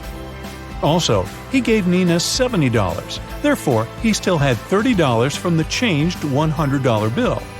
So when Sam asked him to return the money, Tom paid him back those $30 plus $70 from his pocket. So Tom had lost a total of $100. See Tom cry. Billy works as a night watchman at a large bank. One night, he heard strange noises from the bank vault and went to check it out. Unfortunately, inside the vault, he faced 3 criminals. All 3 guys were wearing masks, but Billy noticed an imposter among them right away. Can you see him too?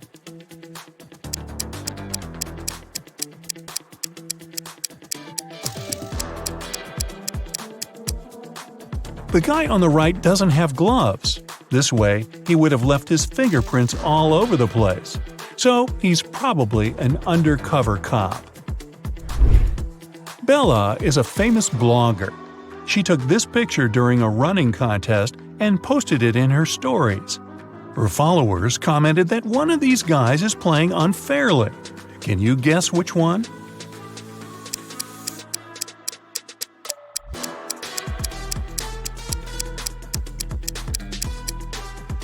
The person on the right isn't sweating at all.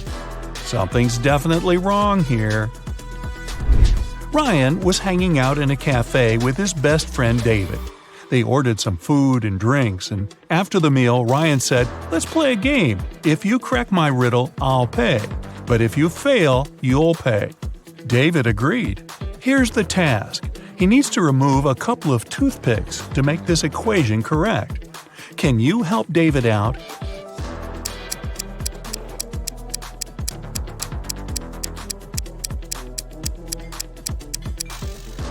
Here's the solution. Ms. Green is a college teacher. One of her instructors, Rosie, has been cheating on tests multiple times. One day, Ms. Green lost her patience and told Rosie, "If you tell me a lie, I will expel you from college. And if you tell me the truth, I'll still expel you." So, what do you say? What can Rosie say to prevent her withdrawal?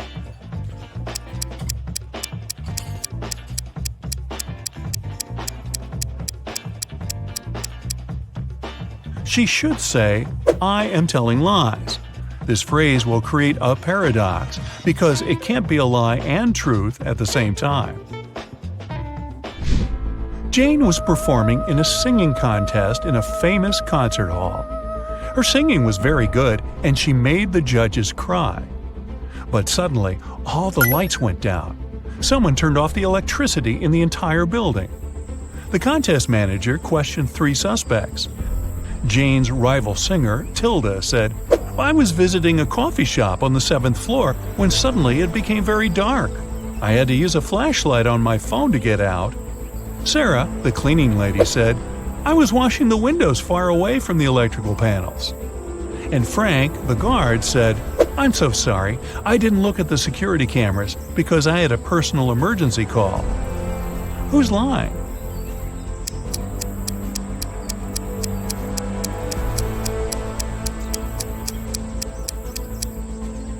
Tilda. This concert hall doesn't have a 7th floor. Peter landed in a foreign country. He opened a taxi app on his phone to get to his hotel. Unfortunately, the app didn't work. So Peter just went outside, hoping to find a driver. At the parking lot, he noticed 3 free cars. All 3 drivers were eager to give Peter a ride. Which driver should he choose?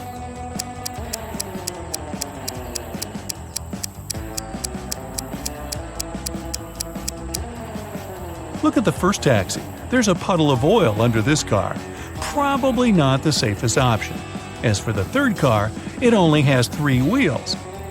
So, Peter should pick the second driver. Alex is an adventurous traveler.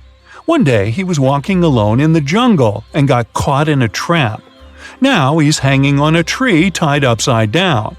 The rope is anchored in the ground. There's a candle burning below the rope. Very soon, the rope will burn away. Also, there's a hungry tiger under the tree waiting for Alex to fall. Now, what would you suggest to help Alex survive in this difficult situation?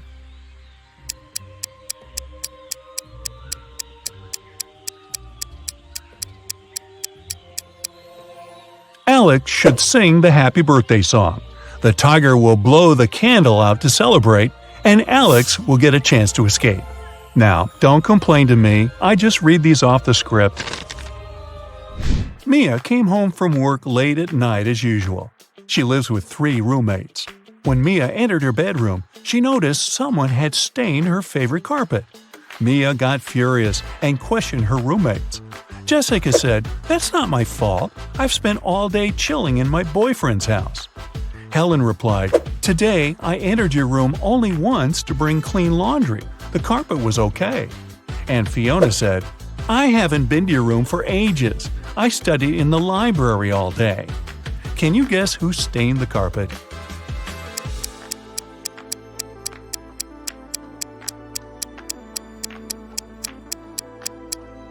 Fiona. Take a look at her hands. The color of her nail polish matches the stains on the carpet perfectly. Will has just moved to San Francisco. He needed an apartment to stay in for at least a year, so he searched online. He found 3 options and liked them all equally. Will went to check out all 3 offers one by one. After that, he found out that 2 of the 3 offers were scams. What about you? Can you see anything suspicious in these advertisements?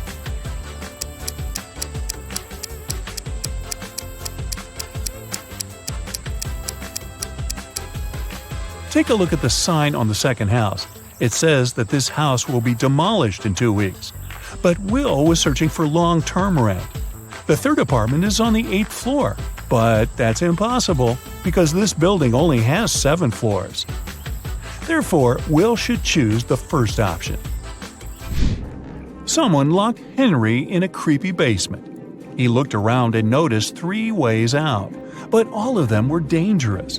The first passage is freezing. Anyone who enters it will turn into ice. The second is guarded by a huge cougar that hasn't eaten for 3 years. And there's a massive fire behind the 3rd door. What passage should Henry choose?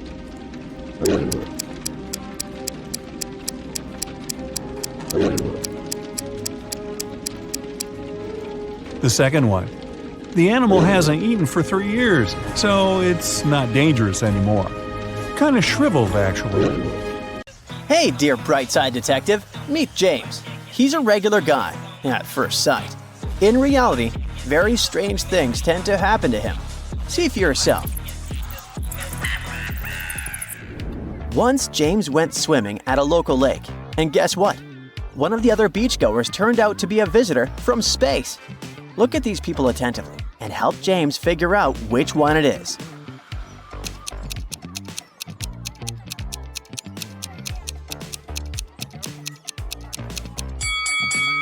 It's the guy swimming in the lake. See that tentacle? It must belong to him, which makes him an extraterrestrial visitor. So bizarre. Luckily, he turned out to be pretty chill, and James made a new exotic friend. Hello. On the other hand, James's new acquaintance had a quirk. He liked making Earthlings crack his riddles. So, he asked James all of a sudden, "I'm a person, I'm a fruit, and I'm a bird. What am I?" Can you help our guy find the answer?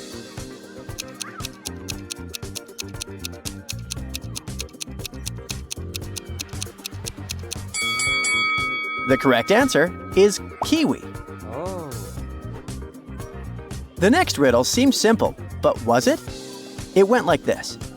People buy me to eat, but never eat me. What am I? James actually spent quite some time trying to figure out the answer. How about you?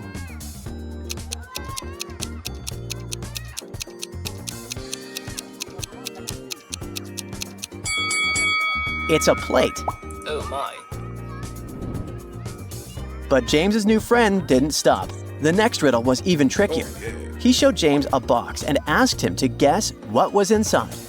Apparently, it was a color, but James could also eat it. What can it be?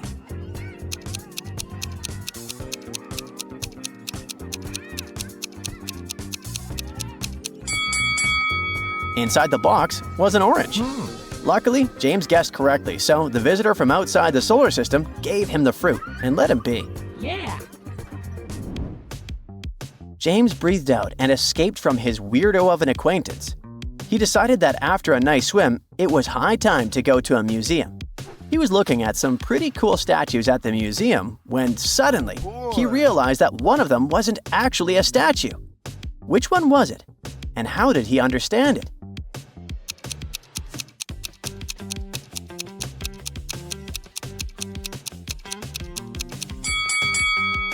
Look at the statue on the left. It has no wrist, so it must be the real thing. The head of the right statue has been replaced. See that seam on its neck? So it must be a statue too. But the one in the middle is a living and breathing human. Look at his pink cheeks and the drops of sweat on his forehead. Must be difficult to hold that arm raised all the time. At one point, James paid attention to 3 other visitors of the exhibition. All of them were very beautiful women, and James immediately fell in love. Yep, he's a very amorous guy. Sadly, one of James's new love interests is a vampire's wife. Let's save the poor guy and tell him which lady he should stay away from. Oh.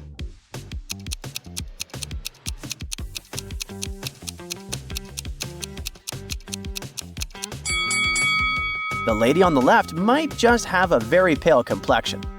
The one on the right is probably drinking some red-colored juice or cocktail. But the woman in the middle has been bitten recently. Look at her neck. So she must be the wife. Run, James, run! After having barely avoided grave danger, James decided to relieve stress and went to the gym. Beside him, there were only 2 other visitors, 2 young ladies. The one on the left is working out, and the one on the right is taking selfies on the latest iPhone. Look at them attentively and try to figure out which of them is indeed rich and which is just a make-believe.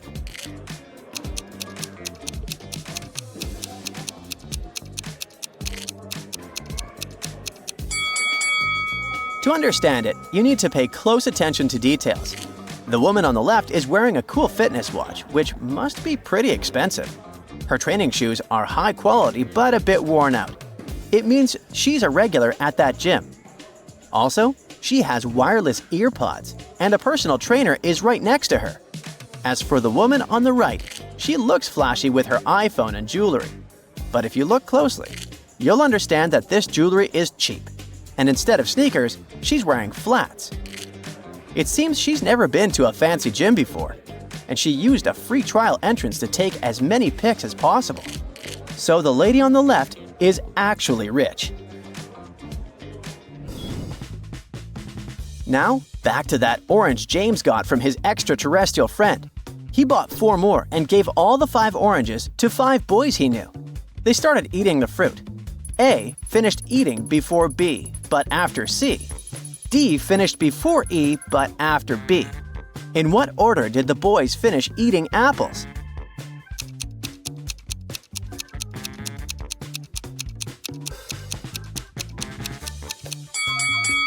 C, A, B, D, E.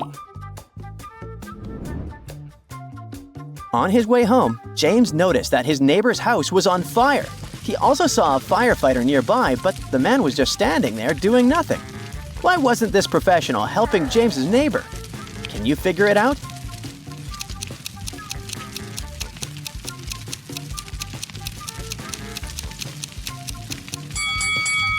Let's see how attentive you are. Have you noticed those pumpkins and Halloween decorations? The guy isn't a real firefighter and he's just wearing a Halloween costume. So James had to take matters into his own hands and help his neighbor put the fire out. Oh my God! The next day, James was invited to his cousin's wedding. But half an hour before the ceremony, the guy pulled his cousin aside and told her that her husband-to-be was cheating on her. How did he know?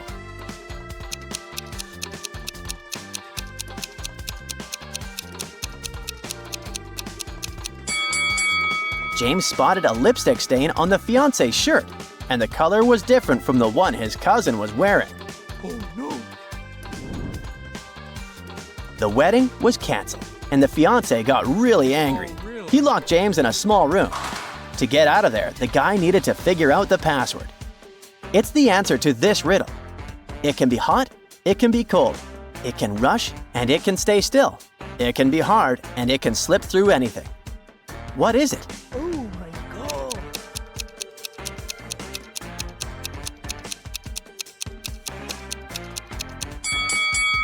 It's water. After figuring it out, James was out of the room in no time. For a week, James's life was pretty uneventful until he got a call from a friend who lived in a different town. He claimed that a vampire family had moved into the houses next to his, and he was very worried. James couldn't leave him in the lurch, so he went there and found the right street. He saw 3 houses. James came up to the house which he thought was weird. Which one did he choose? A, B, or C? What do you think?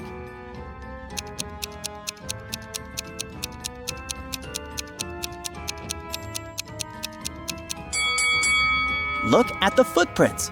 Aren't they kind of strange? They lead to and from houses A and C. But what about house B? The footprints only lead in one direction, inside. Apparently, people come in, but they never get out of there. Creepy. James decided to check the house. He rang the bell. The vampire's wife opened the door. "A human, finally!" she exclaimed. "We need your help. Someone attacked my husband. Please find out who did it." James was shocked but entered the house. He saw the vampire family. He asked them what they'd been doing during the attack. The brother said he'd been sleeping in his coffin. The son answered that he'd been cleaning his clothes and hadn't seen anything. And the wife said she'd been playing the piano. James immediately understood who had attacked the vampire. Have you figured it out?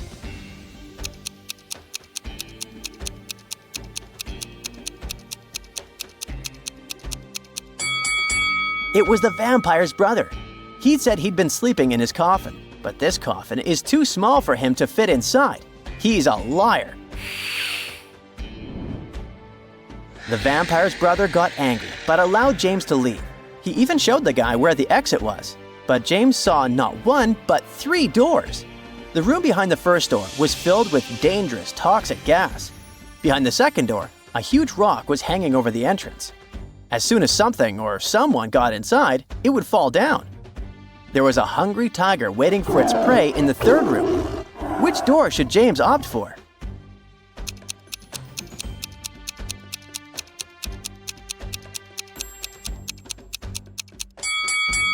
The guy took off one of his sneakers, opened the second door, and threw it inside.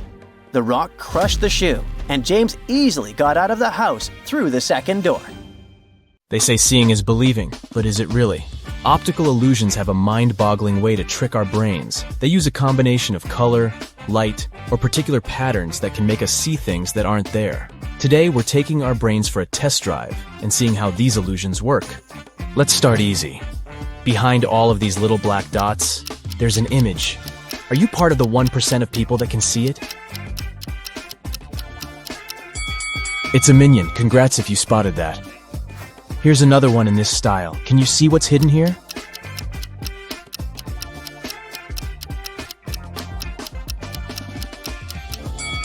It's a ninja turtle. Honestly, you did need to be a bit of a ninja to see that one. And what about this one?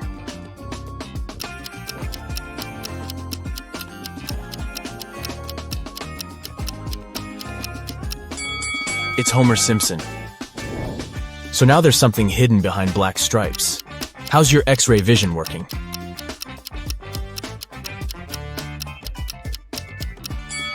You got it if you said it's one of the dragons from How to Train Your Dragon. That's cute. We're moving on to phase 2, so this will get a little bit trickier, okay? Your task is to find the 4th object in each image. You have 7 seconds to spot all 4 items. 3, 2, 1, go!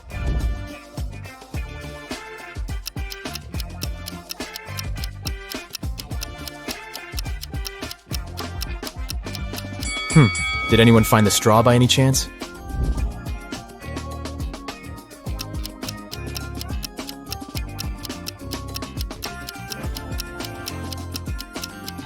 Anyways, could you spot the nail?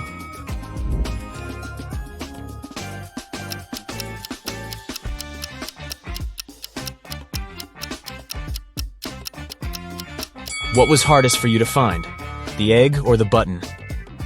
So now we're going to step up our game. This is medium level difficulty and you'll have 7 seconds to find all 4 items. Ready? Go!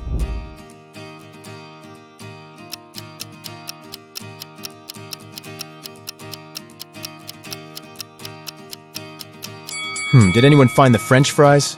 I sure didn't. Up next, 4 women and a baby.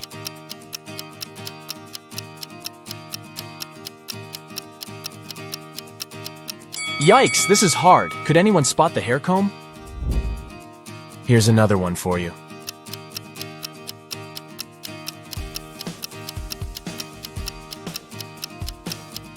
Where on earth was that banana hiding? Good luck with this next one.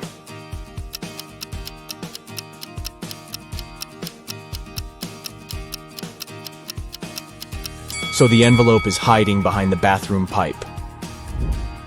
I love black and white.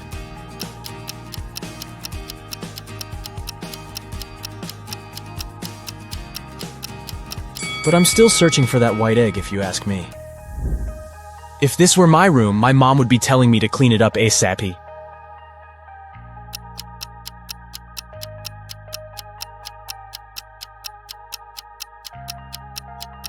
It took me a while to find that little birdie, but the mission was successful. Good morning, y'all. Oh, bummer, I couldn't find the book, could you?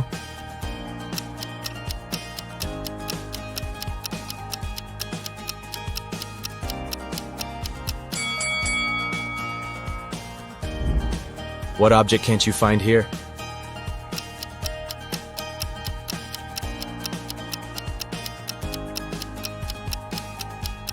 I had trouble locating the brush. Too many details, too little time. I have to say, you do have a pretty good eye for detail, but we're changing the game now. You know what they say. You need to keep changing the stimulus to make your brain work better and better. So now, it's emoji time. You'll have 4 seconds in this round.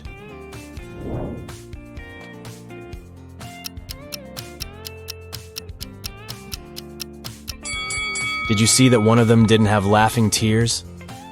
Where's the really sad emoji?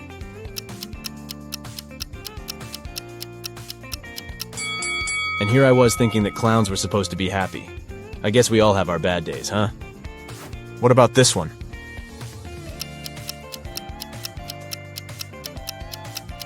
Oh, it's the browless one, isn't it? Can you spot the odd one?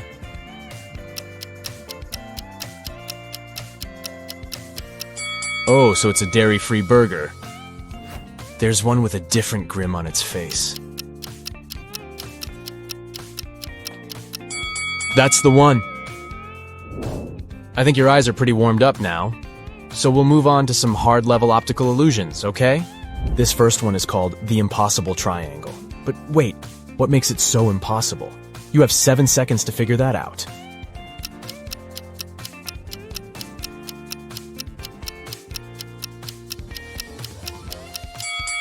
The so-called Penrose triangle is also known as the impossible triangle because it could never exist in reality.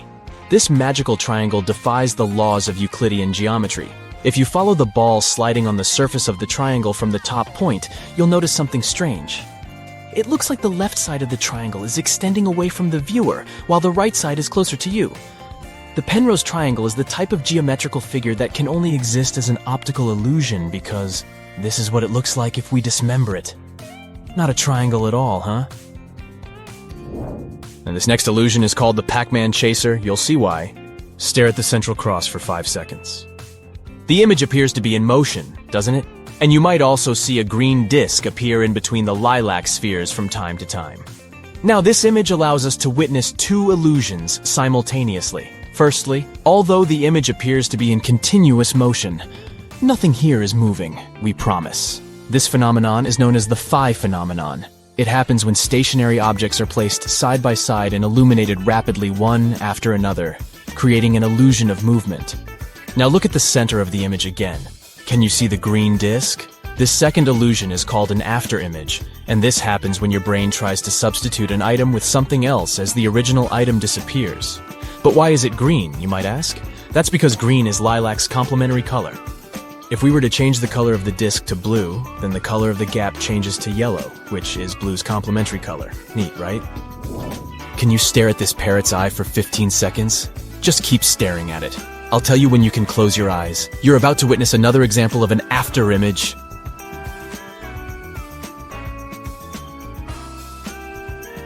3, 2, 1, and close your eyes. Can you see a red parrot? Isn't it amazing that even though this parrot is black and white, you have the illusion of seeing the color red? Again, this is just your brain trying to guess the color of something. Don't these snakes move beautifully? Except that, they're actually stationary. This classic optical illusion is caused by repeating asymmetrical patterns together with specific color schemes. The illusion mixes lighter colors like yellow and white with darker shades of blue and black. This combination makes your retina send signals to your brain, claiming that these circles are moving. If you want to debunk this illusion and see things as they really are, you need to stare straight at one part of the image. This way, you'll see that the rotation will slowly come to a stop. Take a look at this image. It looks like the square in the middle is breathing, right? Like it's growing in size and then shrinking? What if I told you that it's just rotating, but not changing its size? Here's what's happening. This illusion is called motion binding. It happens when our brain tries to predict the movement of one of the elements in the image. Crazy stuff! This one's another example of a motion binding illusion.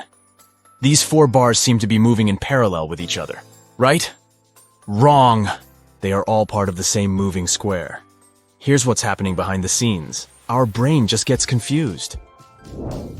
How many bars can you count here? This illusion has left the internet baffled. People have counted as many as 11 bars, but most people count between 8 and 7 bars. According to the creator of this image, there are only 6 complete bars. Try counting from top to bottom, and you'll notice that the upper bars are real. But by the time you get to the 6th bar, things start to get blurry and confusing. That's because the last 2 bars are incomplete. So when you try making them out, they appear to multiply and only leave you more confused. If you trace your pointer down the 7th and 8th bars, you'll be able to see that they are incomplete. They were only put there to confuse you. Can you tell if the dark blue lines are parallel to each other or inclined? They sure look crooked, but in reality they are not. This classic optical illusion was first described over 100 years ago, but it wasn't until the 1970s that it got its current name, the cafe wall illusion. A guy named Steve Simpson noticed a similar effect on the wall of a cafe in Bristol, and here we are. Now let's see how this works. First, let's blur the image a little bit. Oh, a little bit more. There you go. This way you'll be able to see that the dark blue lines are parallel to each other. If you look closely, the little black and white bricks at the intersection of wide lines are what makes this illusion possible. In addition to that, the curved elements inside the blue lines help to make the elusive effect even stronger. If you look at this image attentively, you'll notice a moving square that appears to be changing in tone. What shades do you see? Dark, then light, then dark again? Wrong. The square doesn't change at all. The creator of this illusion is Japanese psychologist and artist Akiyoshi Kitaoka. According to him, you can see your own brain changing its guess about the color of the square. Color is already an illusion created by our brains. It so happens that color is created inside our visual systems. What our eyes perceive as blue is actually a wavelength that is reflected as that color. Moving on, take a look at this staircase. It looks pretty simple, right? Well, now let's flip the image upside down. It still looks like a staircase, but instead of going from right to left, it looks like it's going from left to right. But don't blink. If you blink, the illusion will disappear, and you will be left with the original image. Whoa. This illusion is known as Schroeder's staircase, and it was invented by German scientist Heinrich Schroeder back in 1858. It's simple, yet it reveals a fundamental mechanism of how our brain works. If we dismember the staircase, you'll notice that the image is flat. What our brain perceives as a 3D image is just a combination of shadow and light. This means that the 3D itself is already an optical illusion. This happens because our brain captures images and tries to fit them into what it already knows. So it sees a shadow in a 2D image and understands depth. Basically, it creates an unreal perspective of the object in front of our eyes.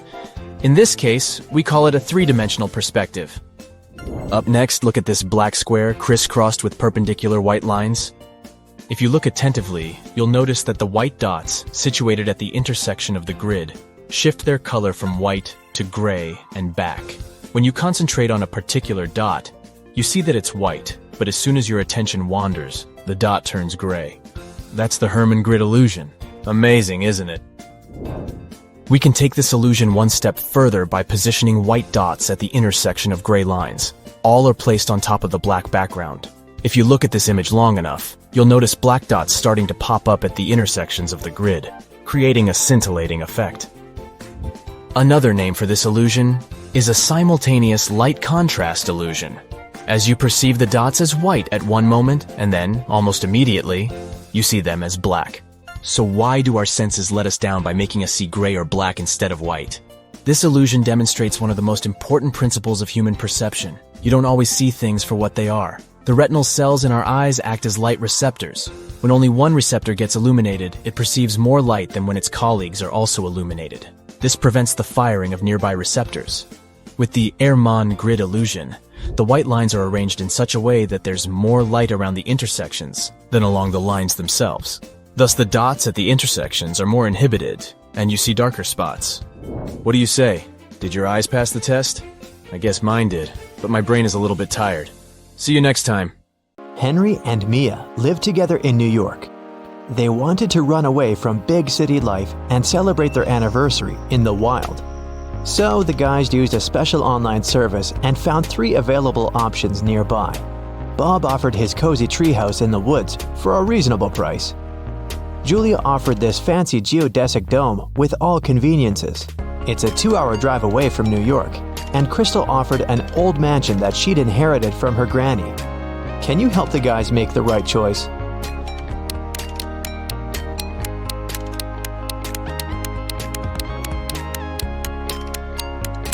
Take a closer look at the picture of the dome. It's located near the Leaning Tower of Pisa, which means this property is in Italy, and it can't be 2 hours away from New York. And Crystal's granny's ghost is still in the house, so Mia and Henry should choose the treehouse. The guys contacted Bob, booked the house, and hit the road. Mia is a famous blogger, so she decided to post all milestones of their journey in her stories. Can you spot any differences between these 2 pictures?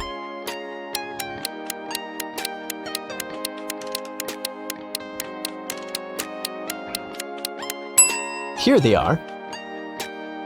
What about these 2 pictures?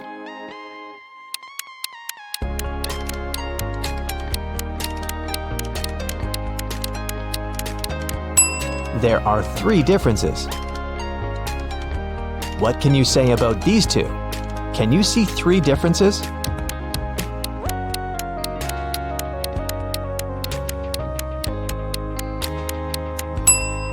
Here they are. While the guys were driving along a highway, someone threw a can of paint into their car. Mia and Henry stopped at the nearest car wash and interviewed 4 other drivers. Bill said, "My truck has to be perfect. I'm going on a date this evening." Jack said, "I'm going to meet my business partner at the airport. I want to leave a good impression." Lily said, "Honestly, I don't need to have my car washed. I just stopped here to visit the restroom." Ryan said, "My boss gave me this coupon so that I could wash my car for free." Who stained Henry and Mia's car?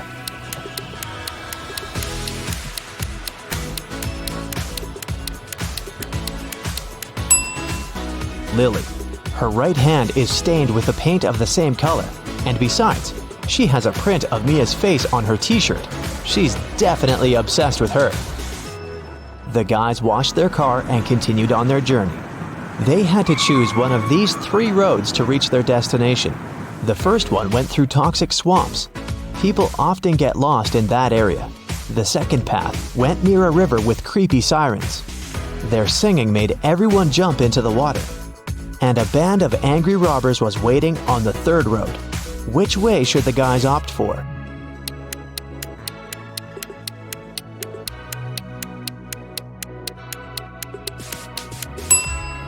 The second one. They can close all the windows, turn some music on, and drive past the sirens very fast. Mia suggested visiting the farmer's market to buy some fresh produce for their romantic weekend. When they entered the marketplace, 3 sellers offered them apples, but only one deal was safe enough. Can you help the guys make the right choice?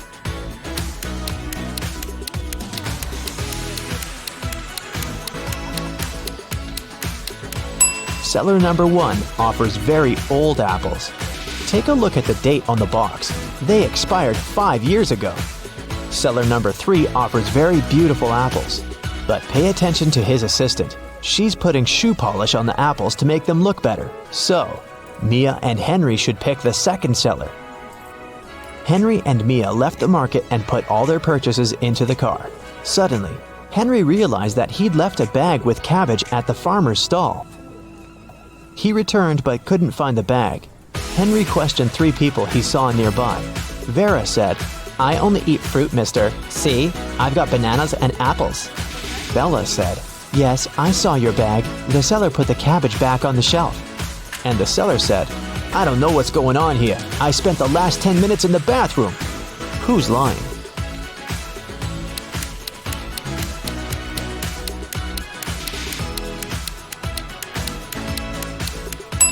Vera. She hid the cabbage under her elegant hat.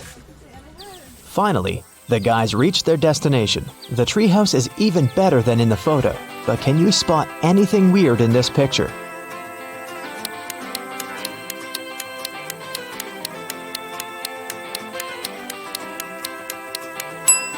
This raccoon is wearing sunglasses.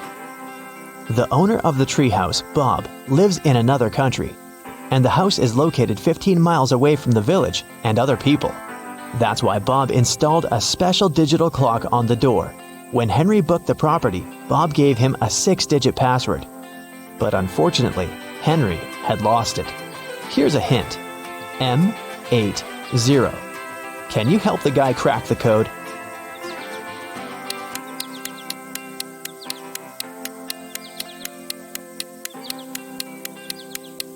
These symbols are mirrored digits. Split them apart and you'll get the code 1133CC. The guys unlocked the door. But as soon as Mia entered the living room, she got very scared. She asked Henry to call the police. Why?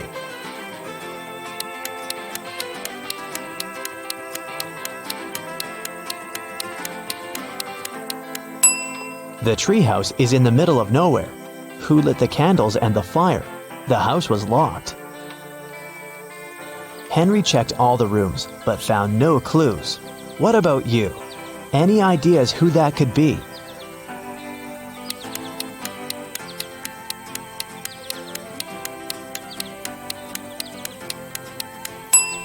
That roof window is open. Someone crawled inside the house before the guy's arrival, and now that someone is hiding under the bed. See? The guys called the police. Officers promised to arrive within an hour. Mia decided to take a shower. When she returned to the living room, she realized that Henry had disappeared. Mia searched the garden, then checked all the rooms in the house, and returned to the garden again. But she failed to find any clues. Can you help her?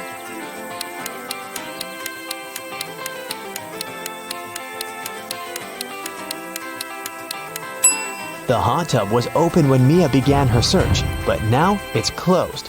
Pretty suspicious. Mia was walking through the garden. Suddenly, a man in a mask popped out of nowhere and pushed her. Mia stepped on a trap and fell into a deep well. She yelled, "Please help me out!" No one answered, but Mia's phone pinged. The masked man offered her to play a game. Otherwise, she'd have to stay in the well forever. Here's the first riddle. I come in many different colors, and I get bigger when I'm full. I will float away if you don't tie me down, and I will make a loud sound if I break. What am I? Mia nailed it immediately. What about you?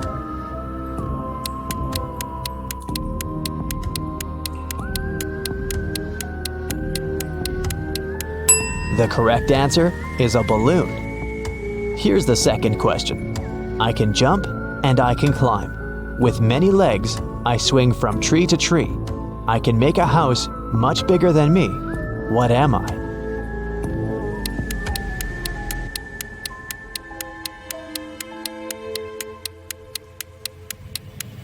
Have you guessed? It's a spider. And the final question. I come out at night without being called. I'm lost in the day without being stolen. What am I? Can you help Mia?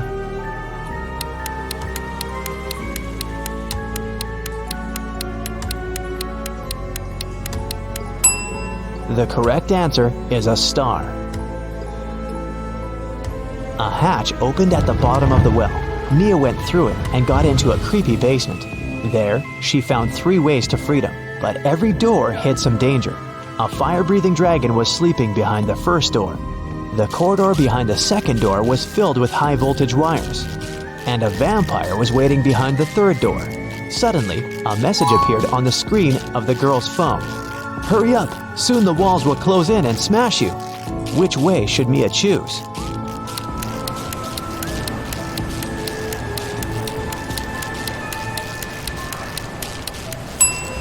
She should wait until the walls are close enough so that she can scare the vampires away with this stake and go through the third door.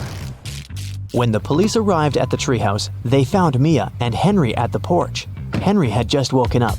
The robbers had put sleeping pills in his coffee. The officers searched the area and found some clues. They concluded that the criminals were planning to leave the country by train. Unfortunately, no one knew what they looked like or how big the group was, so they stopped 4 suspicious people at the railway station and examined their baggage. Can you figure out who's innocent?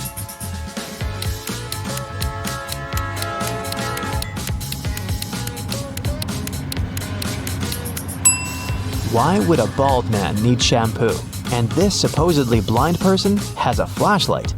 This guy is carrying 3 tubes of toothpaste, but no single toothbrush. It seems that only the third guy isn't a criminal. 3 friends lived not far from one another and often met to drink some coffee together. Their names were Mr. Blue, Mr. Red, and Mr. White. One day, they noticed that under their coats, they were wearing t-shirts of different colors: red, blue, and white. Mr. Blue said, "Hey, Mr. White, have you noticed that we're all wearing colors that are different from our actual names?" The man wearing the white shirt answered, "Wow, you're right.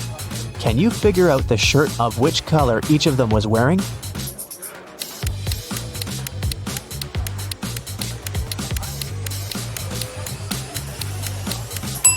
Mr. Blue can only be wearing white or red, but we've already learned that someone else is wearing the white shirt. That means that Mr. Blue can only be wearing the red shirt, and Mr. White can only be wearing a blue or red shirt. And the red shirt is already taken, so Mr. White is wearing the blue shirt. Then Mr. Red is wearing the white shirt. Mia and Henry decided to spend the night in a hotel nearby. The manager said that they only had 3 free rooms. Can you help the guys choose the best option?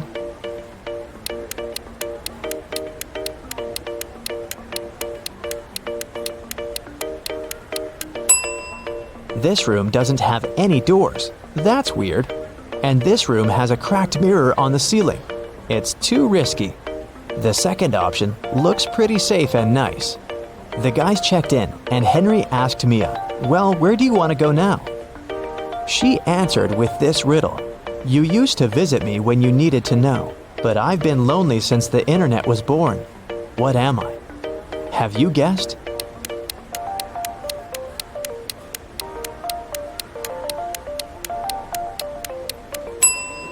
The correct answer is a library. In the library, the guys met these 4 students. One of them is broke. Can you guess who?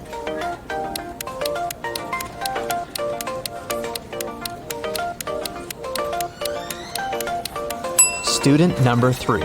Her uniform is too large for her body. It must have belonged to her sister.